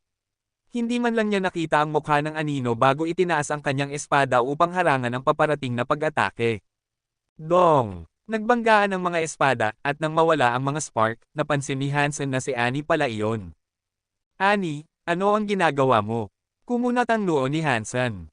Hindi sumagot si Annie. Sa halip, itinaas niya ang kanyang longsword at nagcast ng isang kasanayan. Kahit na ang kanyang galaw ay hindi tumama sa anumang bagay, mukhang kidlat ito. Sobra itong bilis upang maputol ang intensyon ni Hansen na magpatuloy sa pakikipag-usap, at nagbigay lang ito sa kanya ng oras upang subukang harangan. Masyadong mabilis. Ang espada ni Hansen ay hindi sapat upang harangan ang pag-atake ni Annie, kaya kailangan niyang gumamit ng dalawa. Nagawa niya, ngunit hindi ito madali, at naging magulo ang kanyang pagpapatupad. Annie, may gusto ka bang patayin? Nagawa ni Hansen na maibalik ang kanyang composure at sumigaw ng kanyang tanong. Kahit na ito ay isang tanong na may tiyak na bigat, alam ni Hansen na kung talagang gusto niyang patayin siya, hindi niya magagawang umiwas o harangan ang kanyang nakaraang pag-atake. Nanatiling tahimik si Annie, at sinimulan niyang muli ang kanyang pag-atake. Ang kanyang paraan ng pakikipaglaban ay malawak at mabilis, tulad ng mga maikling kidlat. Para sa mga evolver, ang kanyang bilis ay nakakatakot, at kakaunti ang makakatiis sa kanyang mga pag-atake. Gayunpaman, nagawa ni Hansen na harangan ang bawat pag-atake, at nakita mismo ni Annie na gumagamit siya ng iba't ibang sword skill nang walang isang pagkakamali. Ito ay isang natatanging pagpipilian. Talaga bang kaya mong gumawa ng dalawang bagay gamit ang iisang isip? Kaya mong mag-cast ng dalawang kasanayan, isa para sa bawat kamay, nagsalita si Annie nang may pagkagulat, at kakaiba ang hitsura ng kanyang mukha. Sobrang tuwang-tuwa si Hansen na maitaboy ang mga pag-atake ni Annie. Mabilis ang mga sword skill ni Annie, mas mabilis pa kaysa sa Twin Spirit mismo. Ito ay isang perpektong pagkakataon para kay Hansen na magsanay laban sa isang taong may mabilis na kasanayan. Isang surpasser si Annie, at kahit na binaban niya ang bilis ng kanyang mga pag-atake upang labanan si Hansen, mas mabilis pa rin siya kaysa sa ibang evolver. Hindi kailanman makakaasa ang mga ordinaryong evolver na umiwas sa kanyang mabilis na mga pag-atake. Gusto lang ni Annie na bigyan ng mabilis na pagsubok si Hansen, at matapos gawin iyon, handa na siyang umalis. Ngunit sumigaw si Hansen at tumakbo patungo kay Annie na kapwa nakabunot ang kanyang mga espada. Pumunta ka rito, kumilos na parang Cole, at pagkatapos ay aalis ka na lang. Hindi kita hahayaang umalis ng ganoon kadali. Iniswing ni Hansen ang kanyang dalawang espada upang mapanatili si Annie. Nagulat si Annie sa kanyang pag-uugali. Gumawa siya ng tunog na, at tumigil sa pag-alis. Itinaas niya muli ang kanyang longsword at tumakbo patungo kay Hansen, nagpa siya na talunin siya bago umalis. Hindi niya pinataas ang bilis ng kanyang espada mula kanina ngunit pinanatili niya ito sa kung ano ito. Ngunit kahit na ganoon, mas mabilis at mas malakas pa rin ito kaysa sa kaya ni Hansen na harapin. Kakaiba ang dual sword skill ni Hansen, ngunit naniniwala pa rin si Annie na hindi mahirap na talunin siya. Dong! Tumama ang espada ni Annie sa pilak na espada ni Hansen sa kanyang kaliwang kamay. Inaasahan niyang itatapon ng pag-atake ang espada palayo upang makasunod siya ng ilang dagdag na pag-atake at itulak si Hansen sa bingit ng pagkatalo at makamit ang paghihiganti na hinahanap niya para sa larong nilalaro ni Hansen sa kanya dati. Ngunit nang magbanggaan ang dalawang espada, ang espada ni Hansen ay hindi nakatanggap ng epekto na kanyang hinulaan. Sa katunayan, nakaramdam siya ng isang nakakapanlulumong lakas na sumasalakay at tumutulak laban sa kanyang sariling espada. Parang wala siyang tinamaan. Nakakatakot ang sword skill mo. Nagtataka ang puso ni Annie kung bakit hindi niya maitatapon ang espada ni Hansen ayon sa kanyang gusto. Pagkatapos ng ilang dagdag na paghiwa, medyo sigurado na si Annie na ang kaliwang kamay ni Hansen ay may reinforce. Nang magbanggaan ang kanyang espada sa espada nito, naramdaman niyang ang espada nito ay sumisipsip at kumukuha ng karamihan sa kanyang enerhiya at kapangyarihan. Maliban kung handa si Annie na palakasin ang kanyang mga kapangyarihan ng higit sa kaya ng anumang evolver, walang paraan para maitatapon niya ang espada sa kanyang kamay. Kung gayon, pupunta na lang ako sa espada ng iyong kanang kamay. Pinalitan ni Annie ang kanyang target at sinubukang puntahan ang Purple Copper Ancient Sword ni Hansen. Dong! Nakatagpo ng Ancient Sword ang longsword ni Annie at agad na nakaramdam ng isang nakakatakot na lakas na tumutulak pabalik sa kanya.